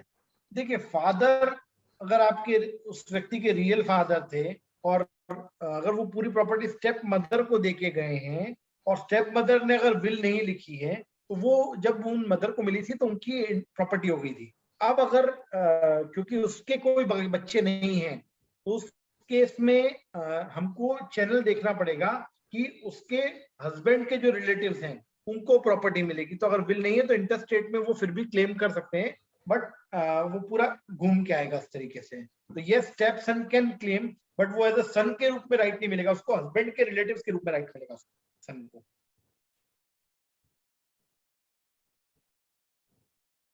Right, step mother के फादर की प्रॉपर्टी है, स्टेप मदर के फादर की प्रॉपर्टी है, तो वो उसके फादर के मायके में ही जाएगी, वो उसके स्टेप सन को नहीं मिलेगी। अब टैक्सेशन एस्पेक्ट्स पे हम कुछ डिस्कस करना चाहेंगे। टैक्सेशन एस्पेक्ट में लीगल है, रजिस्ट्रेशन कराना पड़ता है, जो रजिस्टर्ड इज रिप्रेजेंटेटिव असेसी के रूप में करते हैं हम, और इसके लिए हमको ये डॉक्यूमेंट्स लगते हैं जिसमें रजिस्टर्ड विल या कई बार अगर जॉइंट अकाउंट है तो बैंक मैनेजर से सर्टिफिकेट मिल जाए, या अगर आप किसी अकाउंट में नॉमिनी हैं उस व्यक्ति के, तो बैंक मैनेजर से उसका जो सर्टिफिकेट मिल जाता है, उसके तहत भी आप को ये राइट अवेलेबल रहेगा, आपको लीगल हेयर में रजिस्ट्रेशन हो जाएगा। टैक्सेबिलिटी कुछ दो तरीके से समझी जा सकती है। इसके अंदर दो टाइप के पीरियड होंगे, एक तो before the death of the person and after the death of person. Before the death, जैसे एक व्यक्ति थे मिस्टर एक्स, मिस्टर एक्स की डेथ हुई 30 सितंबर को, तो 1 अप्रैल से 30 सितंबर तक की जो इनकम है till the date of death, वो उसके लीगल रिप्रेजेंटेटिव के हाथ में टैक्सेबल होगी। पैन नंबर उसी मिस्टर एक्स का रहेगा जो जिनकी डेथ हुई है, पर ये टैक्सेबल होगी उनके लीगल रिप्रेजेंटेटिव के हाथ से। इसको कैसे होगा, तो लीगल रिप्रेजेंटेटिव इस तरीके से रजिस्टर होगा और लीगल रिप्रेजेंटेटिव उस व्यक्ति के पैन नंबर पे रिटर्न फाइल कर सकेगा और वो एक्सरसाइज करेगा एज ए लीगल रिप्रेजेंटेटिव। अब कई बार ये होता है कि उस व्यक्ति का मोबाइल हमारे पास में जिसकी डेथ हो गई, तो हम कहते हैं कि यार उसी के नाम पे जो है, उसी के पैन नंबर पे उसी वेरीफाई कर देते हैं। वो नहीं चलेगा, क्योंकि क्या होता है, कई केस में नोटिस भी आए हैं, कई बार उन्होंने जो है जिस व्यक्ति की डेथ हो गई उसके नंबर पे ही, उसी के मोबाइल नंबर से, उसी के नाम से वेरीफाई करके रिटर्न फाइल कर दिया। तो अब क्या हो गया, आधार और पैन नंबर लिंक होने में, आधार में जैसी इंफॉर्मेशन जाती है कि इस व्यक्ति की डेथ हो गई, डेथ सर्टिफिकेट आधार के बेस पे बनता है, तो वो डेथ सर्टिफिकेट से आधार से पैन नंबर पे इंफॉर्मेशन चली जाती है डिपार्टमेंट को, और आपने अगर लिखा है कि इस व्यक्ति ने वेरीफाई किया, कई बार प्रैक्टिकलिटी के लिए लोग ऐसा कर देते थे, तो वो फिर इनवैलिड रिटर्न हो जाता है क्योंकि गलत वेरिफिकेशन किया है, और उसके जो है लीगल नोटिस भी आ सकते हैं। तो सही तरीके से ही अपनाएं, लीगल रिप्रेजेंटेटिव को रजिस्टर करें, और उसके बाद में till the date of death जो है उसी व्यक्ति के हाथ में टैक्सेबल होगा लीगल रिप्रेजेंटेटिव के तौर पे। अब 30 सितंबर को मिस्टर एक्स की डेथ हुई, तो उसके बाद 30 सितंबर से 31 मार्च तक की जो इनकम है वो ये देखेंगे कि उसका डिस्ट्रीब्यूशन हो गया है नहीं हुआ। जिस तारीख तक डिस्ट्रीब्यूशन अगर नहीं हुआ है तो एग्जीक्यूटर एक सेपरेट पैन कार्ड के लिए अप्लाई करेगा estate of the late mister so and so नाम से, और एक बार डिस्ट्रीब्यूट हो गया उसके बाद उस प्रॉपर्टी पे जो इनकम हो रही है वो बेनिफिशियरी लीगेटिव के हाथ में। जैसे एग्जांपल के रूप में मिस्टर एक्स की डेथ 30 सितंबर को हुई, तो 1 अप्रैल से 30 सितंबर तक की इनकम मिस्टर एक्स के ही पैन नंबर पे टैक्स होगी उसके लीगल रिप्रेजेंटेटिव को ऐड करने के बाद। 30 सितंबर से लेकर 1 मार्च तक का जो इनकम है, मकान सपोज उसमें था, उसका डिस्ट्रीब्यूशन नहीं हुआ तो वो एग्जीक्यूटर का नया पैन कार्ड होगा, उसके हाथ में टैक्सेबल होगी।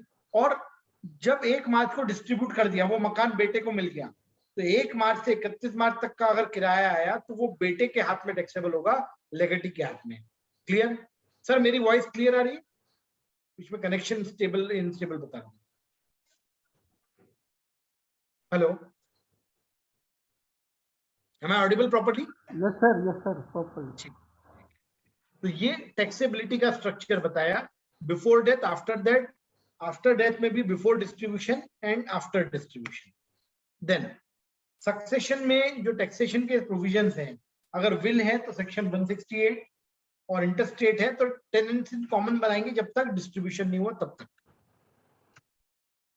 जब एक पर्सन एक्सपायर होता है तो उसकी डेथ के समय जो पुराने असेसमेंट पेंडिंग थे चालू हो चुका है तो वो चलता रहेगा, पर अगर उसकी डेथ के बाद कोई नोटिस दे रहे हैं तो फिर वो इनवैलिड हो जाएगा। असेसमेंट कभी भी डेथ पर्सन के नाम से नहीं होगा। अगर नोटिस आने के पहले ही उसकी डेथ हो गई तो वो नोटिस और असेसमेंट दोनों इनवैलिड हैं, पर उसके जीते जी नोटिस आ चुका था, प्रोसीडिंग चल रही है, बीच में डेथ हुई, तो फिर लीगल एयर को सब्स्टिट्यूट करके आप जो है असेसमेंट फ्रेम कर सकते हैं। देन लीगल रिप्रेजेंटेटिव जो रहेगा उसकी रिस्पॉन्सिबिलिटी रहेगी टैक्स और जो भी लाइबिलिटी है वो पे करने की, पर वो वहीं तक पे करेगा जब तक उस व्यक्ति की संपत्ति में से रिकवर कर सकता है वो, उससे ज्यादा उसको पे नहीं करना पड़ेगा। और उसका असेसमेंट होगा in the like manner and same extent as the deceased. मतलब अगर डिसीज इंडिविजुअल था, मेल था, तो मेल के हिसाब से जो भी टैक्स रेट है इस तरीके से पूरे ये माना जाएगा। अगर डिसीज सीनियर सिटीजन था और उसका लीगल रिप्रेजेंटेटिव का रिटर्न फाइल हो रहा है उसकी संपत्ति में, तो ये मानेंगे कि जो सीनियर सिटीजन को स्लैब लिमिट है या वो सारे बेनिफिट यहाँ पर मिलेंगे। In the like manner and same extent as the deceased इसका असेसमेंट होगा।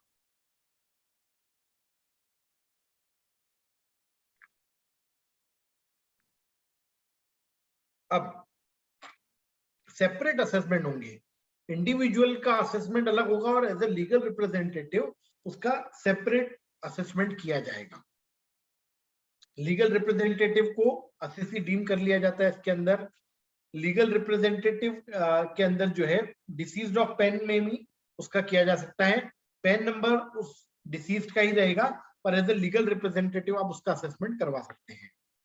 सेक्शन 168 है, ये भी यही बोलता है कि आप उसकी संपत्ति में से रिकवर कर सकते हैं, उसकी डेट ऑफ डेथ तक का अमाउंट उस केस में टैक्सेबल रहेगा, after the date of death जो है वो एग्जीक्यूटर्स के हाथ में टैक्सेबल होगा। ये कुछ कॉमन प्रिंसिपल्स हैं इसके अंदर।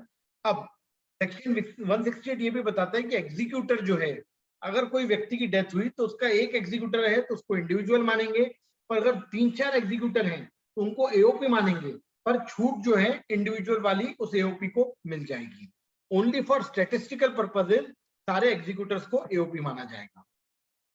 टैक्सेशन इश्यूज, कैपिटल गेन, किसी की डेथ पे अगर कोई प्रॉपर्टी इंटरस्टेट मिले या टेस्टामेंट्री मिले उसको ट्रांसफर नहीं मानते, वो ट्रांसमिशन है, उसको ट्रांसफर की डेफिनेशन से बाहर किया गया है, तो कैपिटल गेन नहीं लगेगा। अगर किसी को डेथ पे इनहेरिटेंस में कुछ मिला है, कोई पैसा मिला है, तो 56(2)(10) भी एप्लीकेबल नहीं है, उसमें भी एक्सेप्शन दे रखा है। राइट टू कंटेस्ट विल हमने डिस्कस। अब किसी ने अगर प्रोबेट कराया और उसका कुछ खर्चा है, उसकी वो छूट लेना चाह रहा है तो वो नहीं मिलेगी, because it is a capital expense. Cost to previous owner, mister X ने प्रॉपर्टी जो है 1/4/2000 को ली थी, उसके बाद वो प्रॉपर्टी 1/4/2006 में डेथ हो गई उसकी, तो 1/4/2001 की कॉस्ट और 1/4/2000 की जो उसकी इंडेक्सेशन है वो बेनिफिट दोनों स्टार्टिंग से मिलेगा। तो cost to previous owner, cost भी जो व्यक्ति की डेथ हुई है उसके हाथ में जो कॉस्ट थी वो, और उसका होल्डिंग पीरियड भी ऐड कर लिया जाएगा। तो ये कुछ टैक्सेशन एस्पेक्ट हुए। अब हम आते हैं एचयूएफ वाले एस्पेक्ट्स के ऊपर।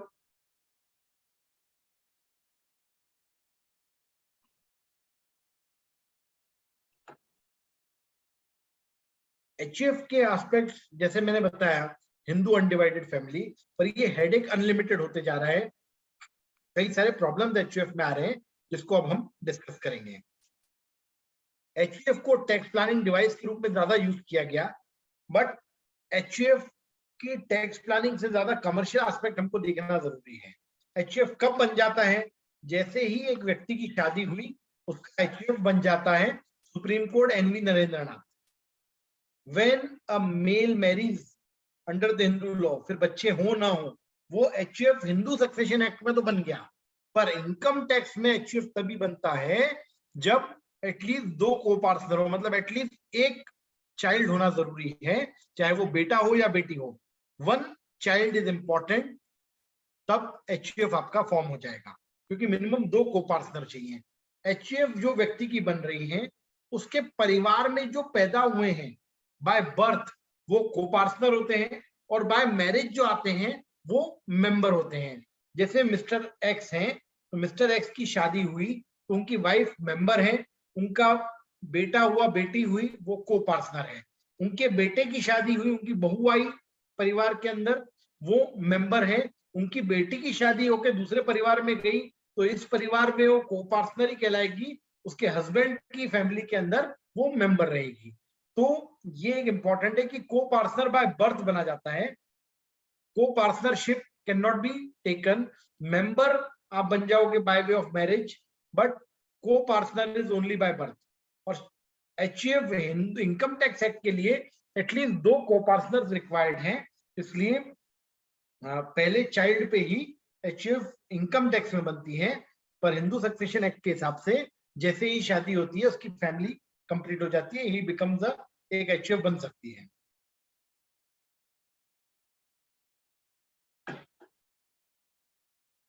Again son is not mandatory, बेटा हो या बेटी हो। गौली बुडन्ना के केस में सुप्रीम कोर्ट ने कहा है कि अगर बेटी हो तो भी एचयूएफ बन जाएगी, बेटा होना जरूरी नहीं है। 9/9/2005 में एक बहुत इंपॉर्टेंट अमेंडमेंट हुआ था जिसमें हिंदू सक्सेशन एक्ट के अंदर daughter is now having equal right as to सन।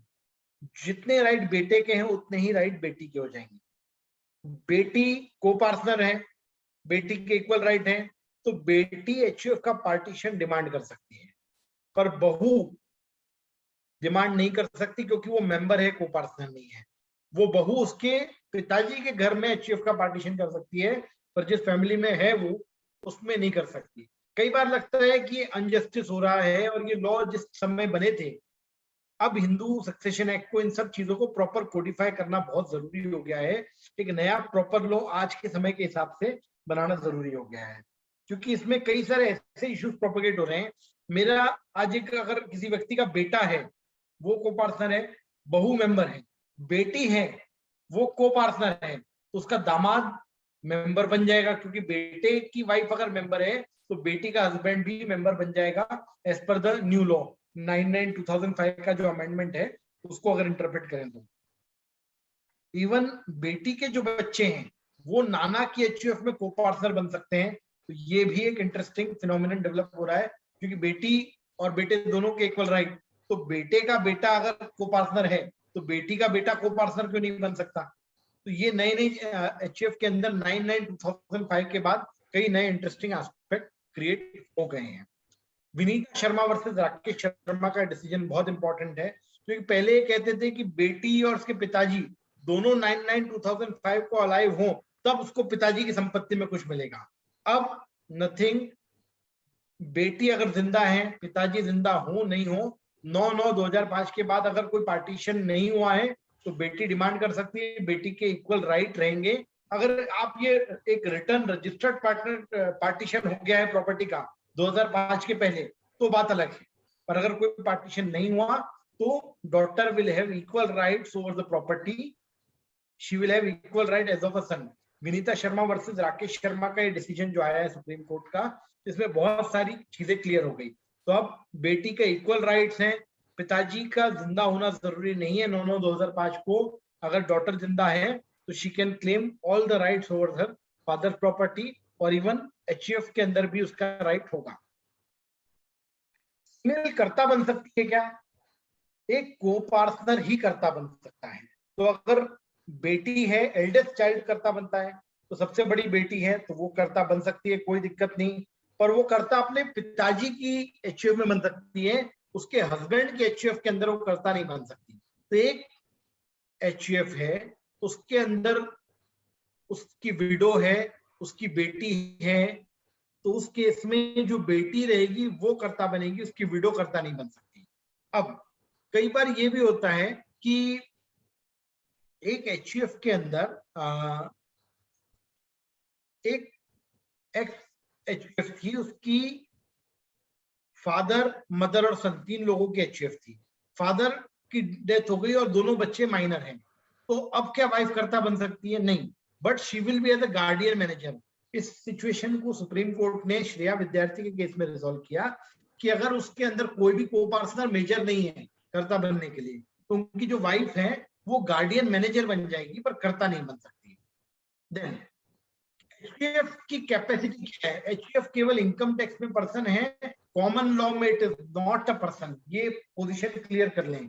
तो सुप्रीम कोर्ट ने रसिक लाल एंड कंपनी के केस में क्लियर कट ये कहा है कि एन एचयूएफ डायरेक्टली और indirectly can not become a partner of a partnership firm. ये ध्यान दीजिए, कई केस में ये हो रहा है। बैंक ऑफ बड़ौदा ने कई केसेस में, इवन कई दूसरी बैंक्स ने भी देखा, इन बैंक्स ने जिन भी पार्टनरशिप फर्म के बैंक अकाउंट थे, जिनके पार्टनर्स एचयूएफ थे, उनके खातों को फ्रीज कर दिया, क्योंकि बोर्ड का circular, ministry of corporate affairs का भी सर्कुलर है कि HUF can not become a partner in a partnership firm, और अगर बना है तो आप रिकॉन्स्टिट्यूट करें तब आपका अकाउंट रीओपन करेंगे।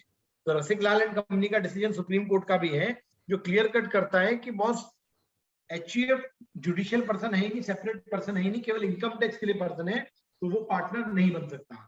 हालांकि हमारे देश में हजारों लाखों करोड़ों पार्टनरशिप फर्म्स हैं जिनमें एचयूएफ पार्टनर हैं, पर आगे जाके सब में समस्या आने वाली है। तो एटलीस्ट कोई नई फर्म ऐसी ना बनाए जिसके अंदर एचयूएफ पार्टनर हो। और क्योंकि पार्टनर एचयूएफ बन नहीं सकता तो उसको वर्किंग पार्टनर नहीं मानेंगे, क्योंकि एक बार ये पहले ये होता था कि आपको जो रिटर्न फाइल करना है उसके लिए डेट आपकी आगे बढ़ जाती थी वर्किंग पार्टनर के केस में। तो एचयूएफ का जो 31 जुलाई की डेट है वो 30 सितंबर इसलिए नहीं हुई इस केस में अजय कुमार गुप्ता में, क्योंकि HUF is not a working partner, क्योंकि HUF can not become a working partner. Therefore HUF के केस में 31 जुलाई ही लास्ट ड्यू डेट रही। वर्किंग पार्टनर नहीं है इसलिए ड्यू डेट एक्सटेंड नहीं हो रही। देन एचयूएफ के नाम पे अगर इमूवेबल प्रॉपर्टी ले सकते हैं क्या? कायदे से नहीं लेनी चाहिए, क्योंकि जब पार्टनर ही नहीं बन सकता तो प्रॉपर्टी का मालिक कैसे बनेगा? पर ये मान लिया जाएगा अगर एचयूएफ के नाम पे प्रॉपर्टी है तो कि वो प्रॉपर्टी अनडिवाइडेड इंटरेस्ट है उसके सारे एचयूएफ के मेंबर्स का। अब क्या करता एचयूएफ की प्रॉपर्टी बेच सकता है? तो बेरेड्डी वाला जो ये सुप्रीम कोर्ट डिसीजन है, इसमें कहा है कि कर्ता ऑफ एचयूएफ के पास में पूरे पावर है कि फैमिली के बिहाफ पे उस प्रॉपर्टी को बेच दे, सबकी कंसेंट लेना जरूरी नहीं है। ये रिसेंट सुप्रीम कोर्ट डिसीजन है जिसमें बहुत सारे मिथ को क्लियर किया है। नहीं तो पहले ये बोलते थे कि सारे एचयूएफ के मेंबर्स की कंसेंट लेके आओ, उसके बाद ही आप कर सकते हो ट्रांसफर, बट ऐसा नहीं है। कर्ता के पास में राइट है। को पार्टनर कोर्ट में स्टे नहीं लगा सकता या जो है स्टे के लिए नहीं जा सकता कि ये कर्ता फैमिली की ये प्रॉपर्टी बेच रहा है तो उसको रोक दो। को पार्टनर के पास में ऐसा राइट नहीं है। कर्ता के पास में फ्री राइट्स है, बहुत स्ट्रॉन्ग राइट होते हैं कि फर्म की एचयूएफ की प्रॉपर्टी को भी बेच दे। पर हाँ, बाद में जो बेचने के बाद में को पार्टनर केस लगा सकता है कि ये जो है सही दाम में बेची या नहीं, क्योंकि गाइडलाइन वैल्यू से कम पे अगर बेच दी तो उन ट्रांजेक्शन को जरूर चैलेंज कर सकते हैं कि यार ये तो 1 करोड़ की प्रॉपर्टी इन्होंने घालमेल करके 25 लाख में बेची थी। तो ऐसा केस हो तो फिर उस व्यक्ति से रिकवरी अलग की जा सकती है, बट वो पर्सन अगर बेच रहा है उस प्रॉपर्टी को तो डिस्क्रिशन बहुत वाइड है कर्ता के हाथ में। बेरेड्डी दसरवताम के केस में सुप्रीम कोर्ट ने क्लियर कट हेल्ड किया है कि कर्ता एचयूएफ की प्रॉपर्टी को बेच सकता है, साइन कर सकता है, डीड को एग्जीक्यूट कर सकता है।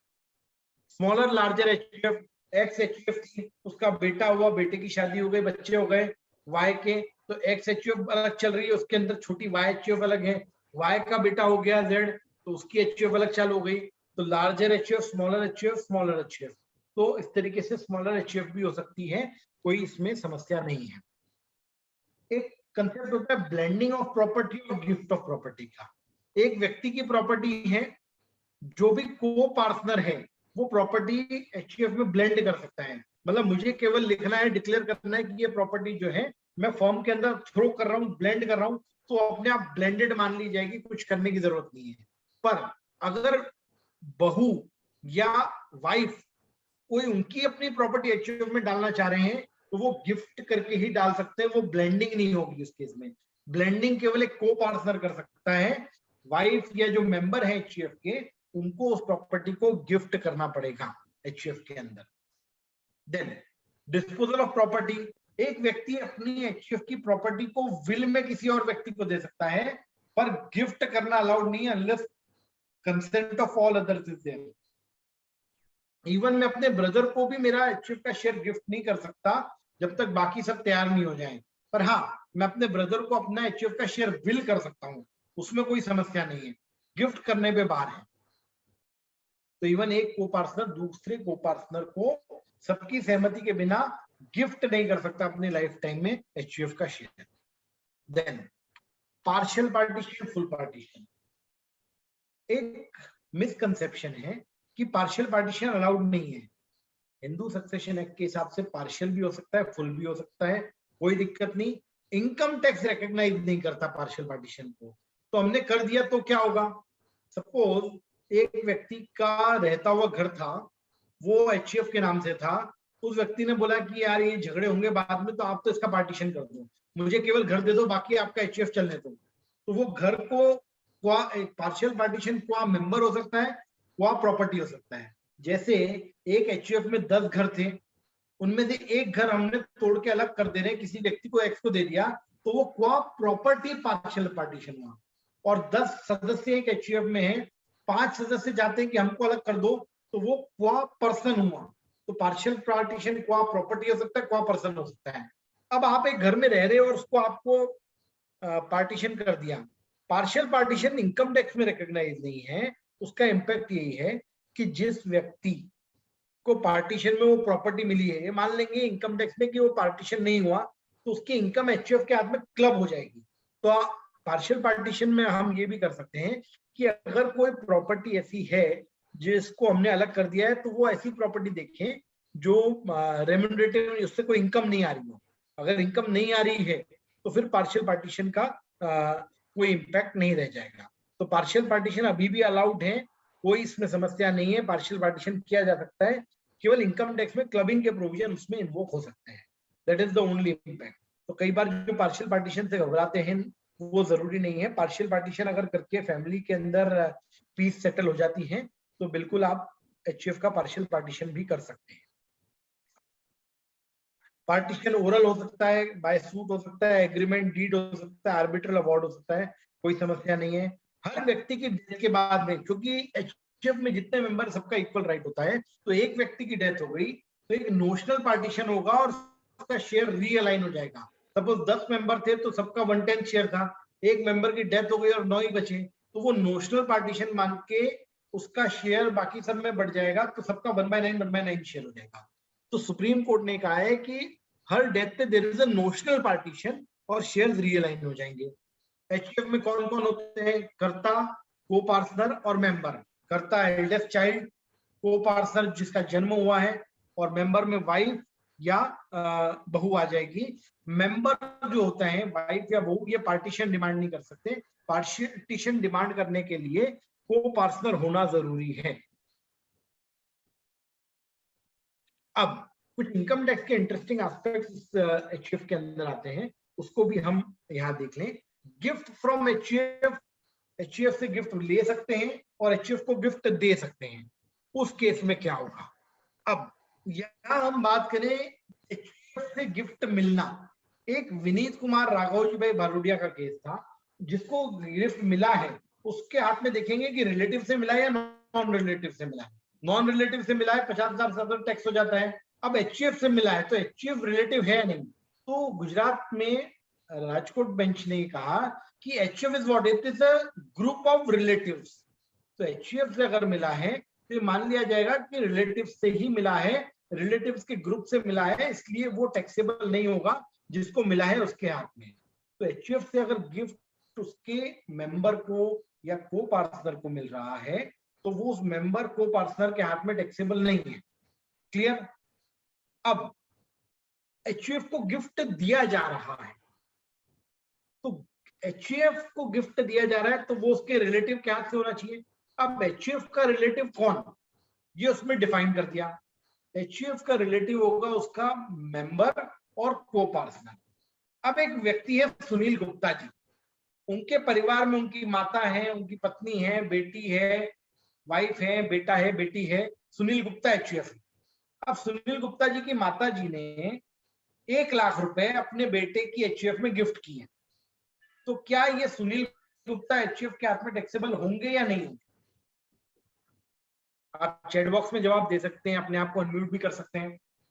सुनील गुप्ता जी की HUF है, सुनील गुप्ता जी की माता जी ने उनके बेटे की HUF में कुछ गिफ्ट करे 1 लाख रुपए, तो क्या ये सुनील गुप्ता HUF में टैक्सेबल हैं या नहीं है?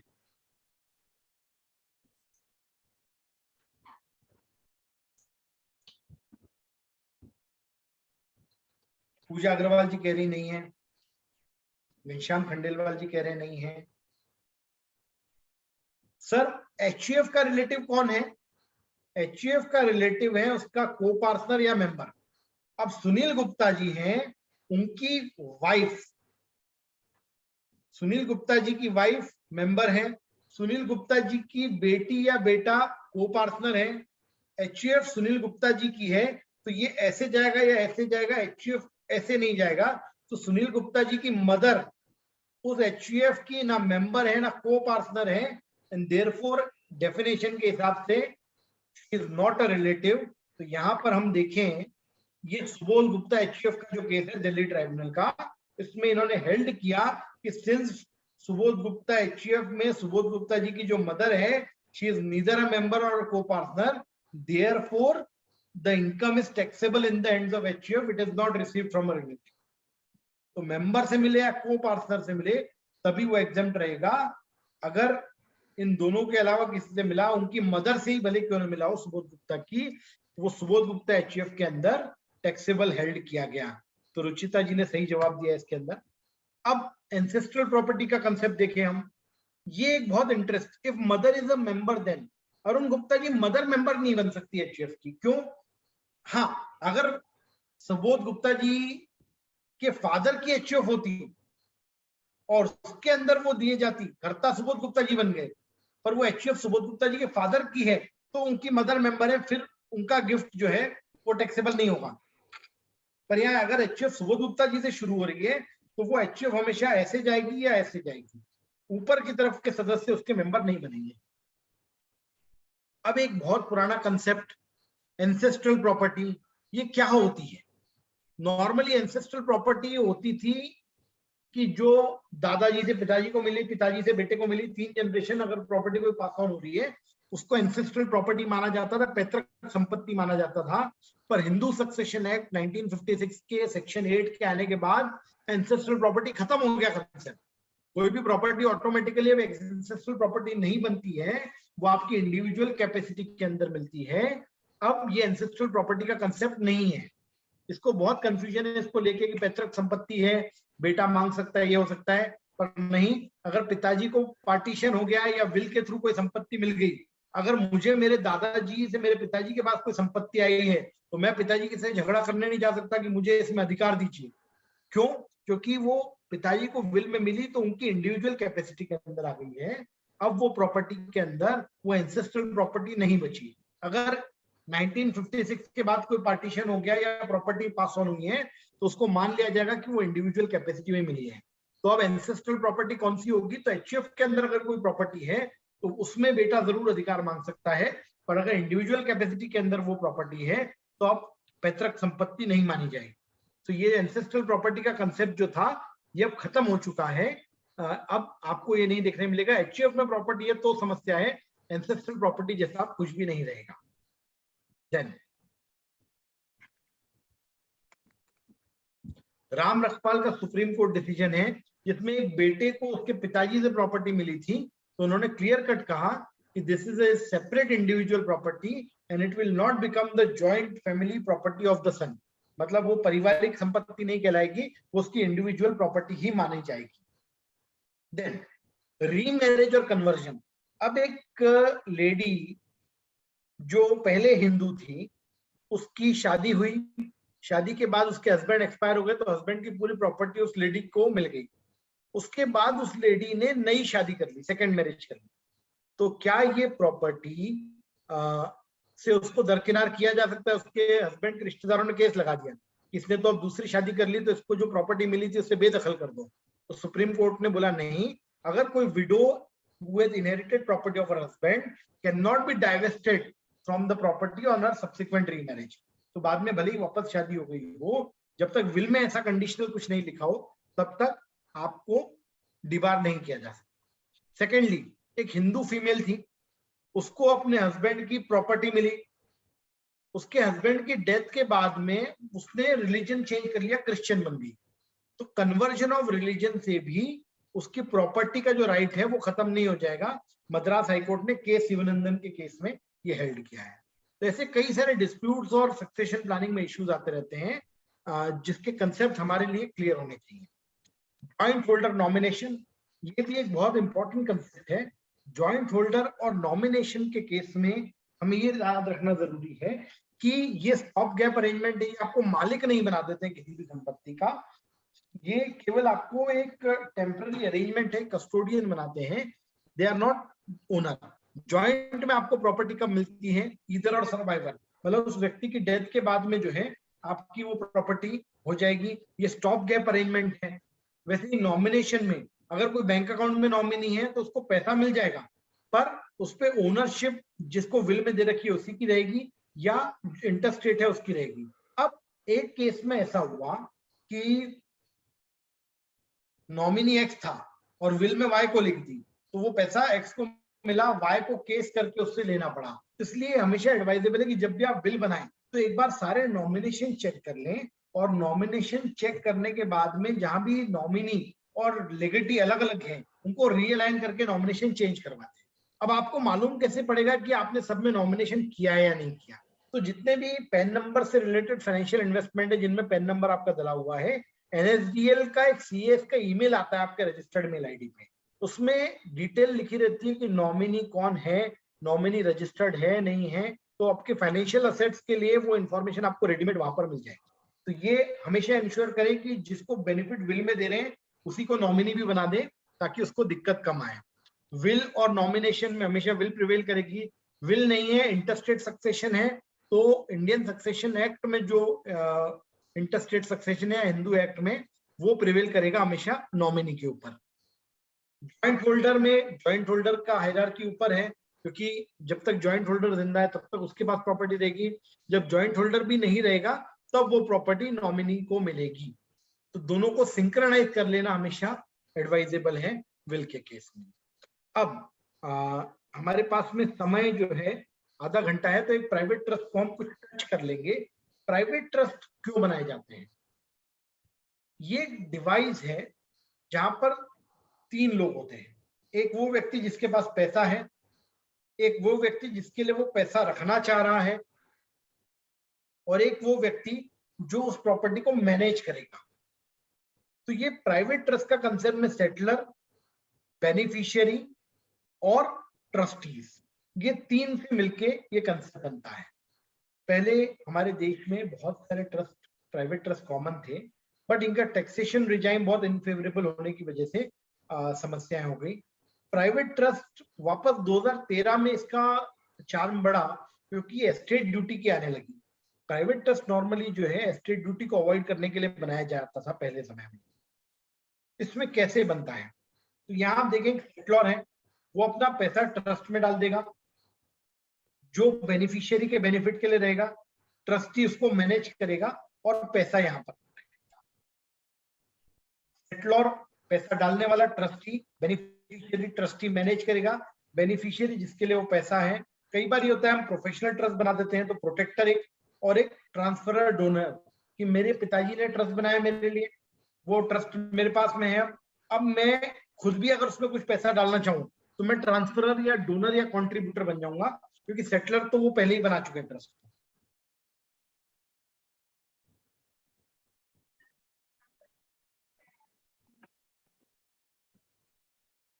इस ट्रस्ट के अंदर ट्रस्ट डीड कैसे बनाना, तो क्लियर कट डेफिनेशन होनी चाहिए ट्रस्टी के क्या राइट रहेंगे, बेनिफिशियरी कौन रहेगा उसके क्या राइट रहेंगे, चीजें समझना जरूरी है। मैंने एक ट्रस्ट बनाया एक्स ट्रस्ट, उसमें मेरे 2 बेटे हैं, तो मैंने अगर दोनों को शेयर डिफाइन कर दिया कि भैया दोनों को 50-50% मिलेगा, तो वो स्पेसिफिक ट्रस्ट हो जाता है। दूसरा होता है डिस्क्रिशनरी ट्रस्ट। 2 बेटे हैं पर मैंने बोल दिया ट्रस्टीज का डिस्क्रिशन रहेगा किसको कितना देना, तो वो डिस्क्रिशनरी ट्रस्ट हो जाएगा। तो उसमें मेरे दोनों बेटों में से कोई भी जाके कोर्ट में ये नहीं बोल सकता कि भैया हमको दो, ट्रस्टी चाहे तो पूरा एक ही बेटे को दे दे। तो डिस्क्रिशनरी ट्रस्ट में there is nothing more than a hope. कई बार ये होता है, इसके मैं यूज आपको शॉर्ट में बता दूं, जैसे किसी व्यक्ति की शादी हुई और बहुत ज्यादा पैसे हैं, तो जैसे अभी हमने देखा जेफ बेजोस जो अमेजोन वाला है, उसका डिवोर्स हुआ तो उसकी आधी संपत्ति उसकी वाइफ को चली गई। या कई सारे कोई लोन था तो पूरी परिवार की संपत्ति पे जो है बैंक ने अटैचमेंट कर लिया। तो जो कोई नया लोन लेने जा रहा है या कोई बड़ा मिलियनेयर शादी करने जा रहा है, तो उसके पहले ये ट्रस्ट बनाए जाते हैं, या एस्टेट ड्यूटी अवॉइड करने के लिए ट्रस्ट बनाए जाते हैं। कैसे? अगर मैंने एक ट्रस्ट बना के उसमें पूरी प्रॉपर्टी डाल दी और उसमें 4 बेनिफिशियरीज के नाम लिख दिए, और मैं उसके अंदर, ये ट्रस्ट में भी 2 चीजें होती है, रिवोकेबल इररिवोकेबल। मैंने एक प्रॉपर्टी पूरी कंट्रीब्यूट कर दी इररिवोकेबल ट्रस्ट में, क्या मुझे इसमें से वापस नहीं मिलेगी प्रॉपर्टी, इररिवोकेबल हमेशा के लिए डाल दी, तो उसको बोलते हैं इररिवोकेबल ट्रस्ट। एक्स व्यक्ति ने अपनी पूरी प्रॉपर्टी इररिवोकेबली एक प्राइवेट ट्रस्ट में डाल दी और बेनिफिशियरीज में अपने बच्चों के, पिताजी के, माताजी सबके नाम लिख दिए और ट्रस्टी खुद बन गया। ठीक है, अब उसका डिवोर्स हुआ तो उस ट्रस्ट के अंदर जो संपत्ति है, क्योंकि ये डिस्क्रिशनरी ट्रस्ट है, उसमें मेरा शेयर डिफाइंड नहीं है कि कितना है, ट्रस्टी के बेनिफिट ट्रस्टी के डिस्क्रिशन पे है, तो उस व्यक्ति की वाइफ उस ट्रस्ट की प्रॉपर्टी में शेयर नहीं लगा सकती या एलिमनी के लिए उसके ऊपर केस नहीं लगा सकती। क्यों? क्योंकि डिस्क्रिशन है ट्रस्टी का, मेरा एब्सोल्यूट राइट कुछ भी नहीं है। इसके लिए ये जितने भी इस तरीके के मैरिज वाले केसेस हैं उसके लिए प्राइवेट ट्रस्ट बनाते हैं। या कोई व्यक्ति का ऐसा बच्चा है जो थोड़ा डिसेबल है, तो उस व्यक्ति को ऐसा लगता है कि यार मेरे बाद मेरे बच्चे को इनकम मिलती रहे, तो वो एक ट्रस्ट में कॉर्पस बना देगा, एक ट्रस्टी बना देगा और बेनिफिशियरी उस बच्चे को बना देगा, ताकि एक रीजनेबल स्ट्रीम ऑफ इनकम आती रहे और ट्रस्टी उसको प्रॉपरली फंड को मैनेज करते रहे। या एक बड़ा लोन लेने जा रहे हैं तो एक प्राइवेट ट्रस्ट बना के पूरी प्रॉपर्टी उसमें डाल दी, एक रहना हुआ घर और एक कॉर्पस, कि बाद में अगर बैंकरप्ट भी हो जाए तो एटलीस्ट फैमिली को रहने खाने पीने की दिक्कत नहीं आए। तो इन सब पर्पसेस के लिए ट्रस्ट बनाए जाते हैं। स्पेसिफिक ट्रस्ट है अगर, तो स्पेसिफिक ट्रस्ट का जो टैक्सेशन होगा in the like manner and same extent as beneficiary, मतलब उसके जो बेनिफिशियरीज के हाथ में अगर टैक्स दिया जाता तो वही टैक्स इसके हाथ में निकालेंगे। जैसे फॉर एग्जांपल एक प्राइवेट ट्रस्ट के अंदर एक पार्टनरशिप फर्म है और एक इंडिविजुअल है, 2 ट्रस्टी हैं। इंडिविजुअल को स्लैब का बेनिफिट मिलेगा तो उसका टैक्स मिलेगा, फर्म की 1 करोड़ रुपए की इनकम हुई तो 1 करोड़ रुपए की इनकम में से 50-50 लाख दोनों का शेयर है।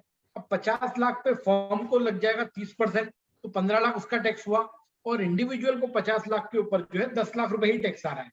तो इन दोनों का टैक्स का टोटल करेंगे 15 लाख 10 लाख, और ये प्राइवेट ट्रस्ट की टैक्स लायबिलिटी बनेगी। तो प्राइवेट ट्रस्ट का जो टैक्सेशन होगा in the like manner and same extent as the beneficiaries. पर अगर डिस्क्रिशनरी ट्रस्ट है तो हमको पता ही नहीं, तो डिस्क्रिशनरी ट्रस्ट के अंदर हमेशा ट्रस्टीज के हाथ में टैक्स लगेगा, एमएमआर के ऊपर, मैक्सिमम मार्जिनल रेट के ऊपर टैक्स लगा दिया जाएगा। ट्रस्ट में अगर कोई बिजनेस कर रहे हैं तो भले ही वो स्पेसिफिक ट्रस्ट हो, एमएमआर के ऊपर टैक्स लगेगा। हाँ, पर अगर किसी विल के थ्रू कोई ट्रस्ट बनाया है तो फिर आपको स्लैब बेनिफिट और इंडिविजुअल बेनिफिट उस केस में मिलेगा। तो ये कुल ट्रस्ट का आज के जो अवेलेबल टाइम है उसके अंदर हमने इंट्रोडक्शन डिस्कस किया, और बेसिकली ट्रस्ट, प्राइवेट ट्रस्ट कैसे होता है। कुछ ट्रस्ट माइनर की टैक्स प्लानिंग के लिए भी बनाए जाते हैं, तो उसको भी मैं आपको एक शेयर करूंगा कि माइनर के लिए सेपरेट स्पेसिफिक ट्रस्ट बना दिया हमने, कि 20 साल के लिए या उसके मेजर होने तक या शादी तक के लिए, और उस ट्रस्ट के अंदर स्पेसिफिक ट्रस्ट है, आप फंड कंट्रीब्यूट कर रहे हो, तो उस पर जो इनकम होगी वो माइनर के ट्रस्ट के हाथ में टैक्स होगी, वो क्लब नहीं होगी आपके हाथ में। अदरवाइज आप माइनर का बैंक अकाउंट खुला के उसमें जो भी पैसा रखोगे, उस पर जो इंटरेस्ट इनकम आती है वो आपकी इनकम में क्लब होती है। तो जिनके पास अगर ज्यादा पैसा है और हायर टैक्स रिजाइम में है, तो वो एक सेपरेट फाइल का एडवांटेज दे सकते हैं माइनर के लिए अलग ट्रस्ट बना के, ताकि आपको 5 लाख रुपए तक के अगर इंटरेस्ट इनकम या इनकम है तो उसके ऊपर एग्जेम्पशन मिल जाए। तो वो एक सेपरेट माइनर की टैक्स प्लानिंग की जाती है। एमआर जोशी का डिसीजन है सुप्रीम कोर्ट का, जिसमें माइनर चिल्ड्रन की टैक्स प्लानिंग प्राइवेट ट्रस्ट के थ्रू उन्होंने अपहेल्ड करी है, जिसमें ये एक सेपरेट ट्रस्ट रहेगा जो स्पेसिफिक ट्रस्ट रहेगा, जिसमें बेटे का शेयर डिफाइंड रहेगा या बच्चों का शेयर डिफाइंड रहेगा, पर कितना वो ट्रस्टी के हाथ में रहेगा। ट्रस्टी उसमें एक कंडीशन डाल देगा कि इसके मेजर होने के ऊपर ही ये पैसा दिया जाएगा। तो ये एक प्राइवेट ट्रस्ट के थ्रू टैक्स प्लानिंग और सक्सेशन प्लानिंग हमने डिस्कस की। तो कुल मिला के जो अलग अलग मेथड है, intestate, will, HUF, nomination, private trust, joint holder, ये सब डिवाइसेस को जॉइंटली, सिंगली या मिला के हम यूज करके एक ट्रस्ट की टैक्स प्लानिंग कर, एक व्यक्ति की सक्सेशन प्लानिंग कर सकते हैं, जिसके अंदर टैक्स प्लानिंग भी उसका एक छोटा भाग हो सकता है। It was a great privilege to discuss on this topic with the Jaipur branch of CIRC of ICI. Thank you very much to all for such a patient hearing. मुझे दिख रहा है कि अभी भी पूरे सेशन में 166 से ज्यादा लोग पार्टिसिपेंट हैं। कुलदीप भाई ने बताया था 100 पर। कुलदीप भाई आज तो जो है आप सबके प्रेम से इतनी अच्छी ऑडियंस मिली। Thank you very much for such a patient hearing. अब आप सबकी कुछ भी क्वेरीज हो वो हम डिस्कस कर सकते हैं। अगर आपको कोई भी डाउट हो या क्वेरी हो तो मेरा कॉन्टैक्ट नंबर और ईमेल आईडी है, आप मुझे मैसेज कर सकते हैं, कॉल कर सकते हैं, या ईमेल पर भी अपनी क्वेरीज पूछ सकते हैं। आपको प्रेजेंटेशन जो है मैं ब्रांच को अवेलेबल करा दूंगा, so branch will circulate it to everybody. Thank you very much for such a patient hearing. Thank you, Pankaj sir, for sharing your valuable knowledge. Entire session is a very helpful for enhance our knowledge, and your skill and your explanation is so good and very nice explanation. Now, for vote of the thanks, I invite branch secretary Ruchi Gupta. Thank you so much, Anjali ji, for moderating the session. I think the session was really good. Special thank to Pankaj ji for his thoughts and for his knowledge and that he shared with us, because I think this topic is something that we always, face challenges with. We always have query ki agar isko milega ki nahi milega, will this be covered into inheritance or this? So I think बहुत important topic था, and the way you demonstrated your knowledge is too good. And I think मेरे को भी आज ये topic काफी हद तक समझ आया है after a long time. So special thanks to you for helping us with your knowledge. And I would like to thank you, Kuldeep ji, for this session, for organizing this session. I think बड़ा important topic था, and especially जब हम returns भरने वाले हैं आगे जाके, उससे पहले organize कराना was very much important.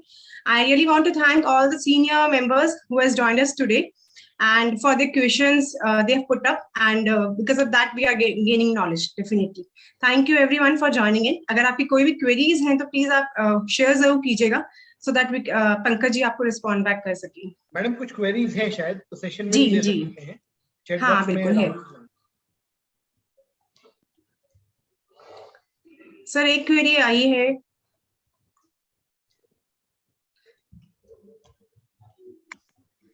if father had opened account under CGAS and after that father died, now son is the nominee in CGAS account as well as son filed ITR of father is legal here. Now SSC has submitted form H to transfer amount to son CGAS so that he can construct house, but AO is not releasing the money. देखिए capital gain account scheme की अगर आप बात कर रहे हैं तो पहली बात तो जो भी पैसा सन को मिलेगा, वेदर और not he construct account, it is exempt. Capital gain आपको उसके ऊपर नहीं लगेगा, भले आप हाउस में आप इन्वेस्ट ना करें। और आप उसको जो है अगर विल फादर की थी या नहीं उस पर डिपेंड करेगा। अगर नहीं है तो आप लिख सकते हैं कि अगर आप उनके लीगल हेयर हैं अलोन तो आप लेटर दे दें, और अगर वो नहीं करते हैं तो you can file a letter, you can pose a grievance also. Yeah, I think that is the right interpretation. Sir, a question I had, that is my question as well. If some properties mentioned in the will have already been transferred earlier, then whether other properties distribution will be maintainable in law or it will be void? No, it would depend कि even if some properties have been, first of all, how have they been transferred? क्योंकि whether there is a will or not, अगर पुरानी property जो transfer हो गई without will, तो was there some false declaration or not? अगर ऐसा है और will में कोई और property है तो वो फिर invalidate हो जाएंगे पुराने transaction. अगर will के हिसाब से है, will challenge नहीं हुई है, तो will के हिसाब से आपके ट्रांसफर होंगे. ऐसे केस में फिर प्रोबेट लेना पड़ता है कि हाईकोर्ट में जाके आप प्रोबेट के लिए अप्लाई करें और प्रोबेट फाइनल सैंक्शन देगा कि बिल में विल के हिसाब से कौन सी प्रॉपर्टी किसको मिलेगी. पहले अगर ट्रांसफर हो गई है, पहले किस डॉक्यूमेंट के थ्रू हुई वो भी इंपॉर्टेंट है. और अगर उसमें कोई चैलेंज नहीं कर रहा और बाद में सबसे दूसरी प्रॉपर्टीज है तो वो विल के थ्रू हो सकते हैं, पुराने में कोई फर्क नहीं पड़ेगा. Okay. So there is a question by Anil Mukin ji.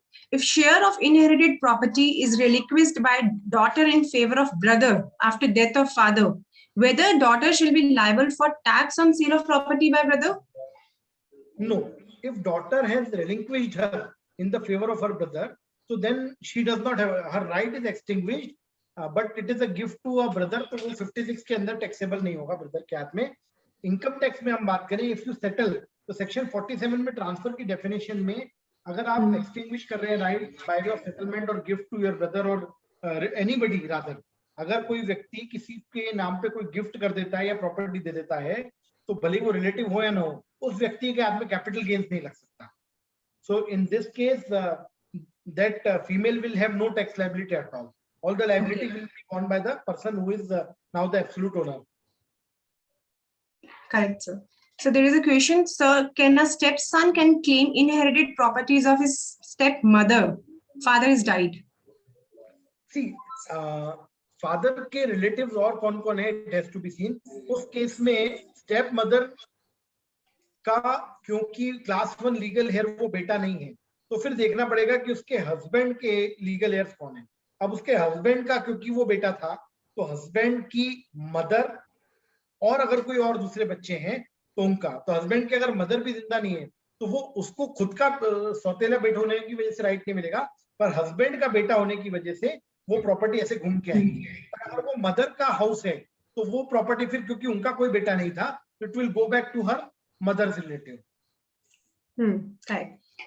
If daughter is not interested to take property under will in case of widow mother, then son will get property under will, is it?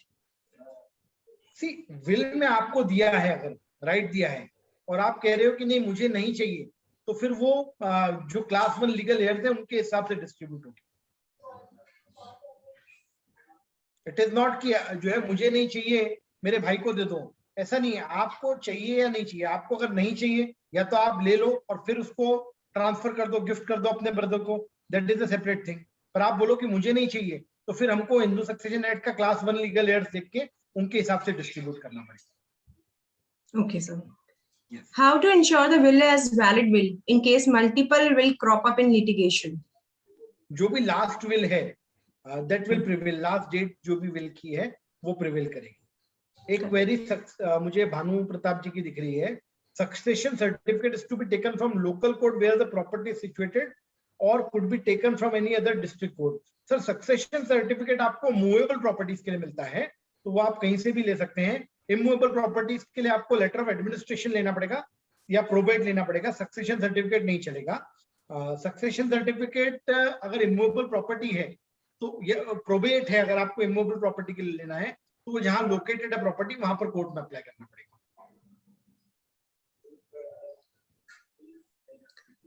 Sir, एक question है जो काफी valid. If partnership deed is changed wrongly, then whether impact can be neutralized by will? Partnership deed change को query incomplete है क्योंकि partnership deed अगर change कर ली है तो वो जीते जी चेंज हुई है तो वही व्यक्ति चैलेंज करेगा. विल के थ्रू आप कुछ नहीं कर सकते. आप अगर पार्टनर हो तो आप चैलेंज कर सकते हो. विल में आप ये लिख सकते हो कि मेरे बाद जो है मेरा बेटा पार्टनर बने तो भी नहीं बनेगा. वो आपको पार्टनरशिप डीड में ही लिखना पड़ेगा क्योंकि partnership it is an agreement between person.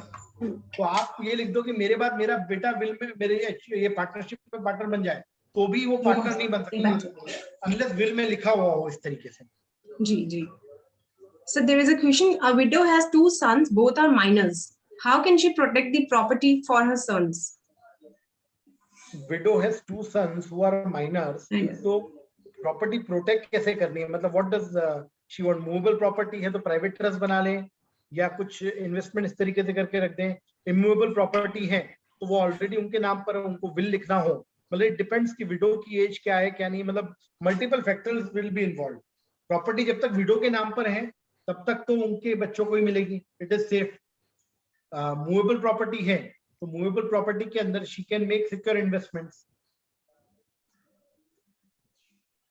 Sir उन्होंने शायद आगे एक बार इसको एक्सटेंड किया था इस क्वेश्चन को।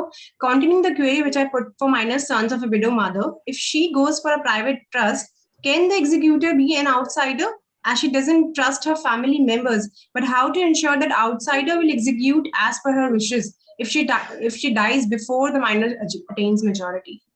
देखिए, वो विडो मदर ने एक प्राइवेट ट्रस्ट बनाया जिसमें ट्रस्टी किसी तीसरे व्यक्ति को कर दिया। उस केस में 2 चीजें की जा सकती है। एक तो ट्रस्ट डीड में लिख दें कि ट्रस्टी क्या कर सकता है और क्या नहीं कर सकता, तो राइट्स एंड ऑब्लिगेशन ट्रस्टी के हो गए, तो ट्रस्टी के उसके बियॉन्ड नहीं जा सकता। अब ट्रस्टी सही कर रहा है या नहीं कर रहा, उसके लिए वो एक प्रोटेक्टर भी बना सकती है किसी को, who will ensure कि ट्रस्टी इज वर्किंग प्रॉपर्ली। तो एक प्रोटेक्टर उसमें क्रिएट किया जा सकता है, और ट्रस्टी प्रोफेशनल भी हो सकते हैं। कई सारी बैंक्स भी आजकल ट्रस्टीशिप की सर्विसेज दे रही हैं कि आप पूरी जो मूवेबल प्रॉपर्टी को इन्वेस्ट कर दो एक प्राइवेट ट्रस्ट बना के, उसका ट्रस्टी प्रोफेशनल ट्रस्टी बना दो, और किसी भी रिश्तेदार को जिस पे आपको भरोसा हो उसको प्रोटेक्टर बना दो, तो ये भी किया जा सकता है। Okay, राहुल गुप्ता जी कोई क्वेरी पूछना चाह रहे हैं। Can you please unmute Rahul Gupta ji? So I've given you an ask to unmute. Rahul, yes. Good evening, sir. Very good evening. Sir, C. Rahul from Gwalior. Ji Rahul ji. Sir पहचाना सर? हाँ हाँ पहचान लिया सर, बताएं। सर मैं ये पूछ रहा था कि एक ग्रैंडफादर हैं, वो बिना विल लिखे एक्सपायर हो गए। हाँ जी। अब एक्चुअली उनके जो नाती हैं ग्रैंडसन, तो उनके पास प्रॉपर्टी का पोजेशन है। ठीक है। और सिमिलरली उनके 3 और ग्रैंडसन हैं। ठीक है।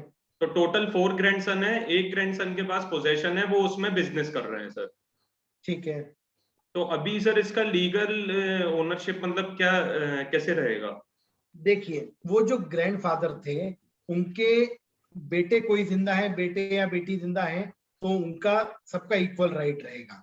अब अगर केवल ग्रैंडसन जिंदा है तो सारे ग्रैंडसन्स को पर स्ट्राइक चलेगा। जैसे अगर एक व्यक्ति के 2 बेटे हैं और एक व्यक्ति का 1 बेटा है, उसके पिताजी का जो है जिनके 2 बेटे हैं उनका और उसका दोनों का इक्वल शेयर रहेगा। अब हाफ शेयर तो जो जिसका 1 बेटा है उसको मिलेगा, और जिनके 2 बेटे थे तो वो हाफ का हाफ 1/4 शेयर उन दोनों बेटे को मिलेगा। और इसी तरीके से बेटी के अंदर भी है। उनके बेटा और बेटी सर 3 बेटा बेटी थे, वो तीनों एक्सपायर हो चुके हैं सर। कोई दिक्कत नहीं, तो वो 3 बेटा बेटी जो है 1/3 1/3 1/3 तीनों का शेयर हो गया। अब बेटी का एक अगर बेटा है तो उसका बेटी का पूरा 1/3 शेयर उसके बेटे को मिल जाए, बेटे को मिल जाएगा। ठीक है। वैसे ही जो 2 बेटे एक्सपायर हो गए उनके जितने बच्चे हैं उनका शेयर उनमें आपस में बढ़ जाएगा। अच्छा, तो मतलब सर प्रोपोर्शनेटली सब में बढ़ जाएगा? प्रोपोर्शनेटली पर स्ट्राइक बटेगा, मतलब जैसे 3 चेंज है तो 1/3 1/3 1/3 हुआ। फिर वो एक का अगर 2 बेटे हैं तो 1/3 का हाफ हाफ होगा, वो 1/6 1/6 उसको मिलेगा। Okay, thank you sir. Right, please.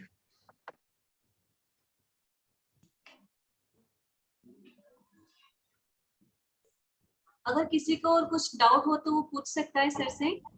Yes sir, Pankaj sir मेरे को एक क्वेरी है। जी मालिक। अगर क्या वसीयत करने के लिए, विल बनाने के लिए क्या सभी परिवार जनों का साथ में होना जरूरी है क्या? किसी का भी साथ होना जरूरी है। हालांकि ये बिल्कुल हिडन में होता है, मतलब जनरली मतलब इस तरीके से होता है, बट क्या इसको बाद में क्या चैलेंज होने का कि ये सपोज मान लो किसी एक्स पेरेंट के मतलब बच्चे के पास था, तो इन्होंने कहीं इसको कोई फ्रॉड तो नहीं कर लिया, इन्होंने कोई गलत साइन करवा लिया या गलत अंगूठा लगवा लिया या गलत तरीके से तो नहीं कर लिया, इसका कोई इशू तो नहीं होता ना? देखिए इसके लिए फिर बहुत सारे आजकल क्योंकि झगड़े बढ़ने लगे हैं तो सॉल्यूशन भी बढ़ने लगे हैं। कई लोग साथ में वीडियो विल भी बना देते हैं कि आजकल मोबाइल से वीडियो रिकॉर्ड बनाना बहुत आसान है, तो विल बनाई, उसके बाद एक वीडियो रिकॉर्ड करके मैंने अपने सीए को भेज दिया, जिन्होंने अपने पास उस वीडियो को सेव रखा। या जब मैं विल साइन कर रहा हूँ जैसे स्माइल करते हुए फोटो खिंचवा दिया कि भैया मैंने विल साइन करी है, तो वो मैं प्रॉपर स्टेटस के अंदर माइंड था, मैंने अपनी मर्जी के हिसाब से किया है। साथ में डॉक्टर का सर्टिफिकेट लग जाता है, किसी आप जो है कोई अगर आईएएस है या इस तरीके, मतलब अलग अलग चीजें होती है, हर तरीके की विल कौन कितना बड़ा वाला है उसके ऊपर डिपेंड करती है। Right. पर किसी को भी फैमिली मेंबर्स को किसी को के प्रेजेंस में करना बिल्कुल जरूरी नहीं है, बल्कि अवॉइड ही करना चाहिए विल जब आप बना रहे हैं तो। सर ऐसा कोई फॉर्मेट, क्योंकि मैं एक मेंबर्स अच्छा का सा दो फॉर्मेट शेयर चीजों कर के दूंगा। लिए मेंबर्स का दो चीजों के लिए रिक्वेस्ट आ रही है, एक तो आपकी पीपीटी जी। और एक आपका यूट्यूब का लिंक जो कि हम स्टोर करने की कोशिश कर रहे हैं, और तीसरा ये कि कोई ऐसा कोई सैंपल फॉर्मेट आ जाए कि जिससे एक आइडिया हो जाए उनको कि हाँ इस तरीके से होना चाहिए या और कुछ। मैं तीनों चीजें शेयर कर दूंगा सर आपको। Right sir. सर एक क्वेरी और थी sir, a proprietor of the firm died in mid of the year and there are unsecured loans in the firm on which interest is to be booked at the year end, then how the TDS be deducted and deposited and how the TDS return to be filed? देखिए जो assessee proprietor था उसकी death जब तक हुई, उसका legal hair एक बार आप रजिस्टर कर लेंगे तो वो लीगल हेयर टीडीएस रिटर्न भी फाइल कर देगा उसके, और बाद का जो पीरियड है उसका जो भी फर्म अगर कंटिन्यू कर रहा है तो वो नया प्रोप्राइटर उसको करेगा। जो फर्म के बैलेंसेस थे वो जो भी सक्सेसर फर्म है उसके अंदर ट्रांसफर हो जाएंगे वो सारे बैलेंसेस, तो बाद के पीरियड का इंटरेस्ट जो है उस पर टीडीएस वो काट लेगा।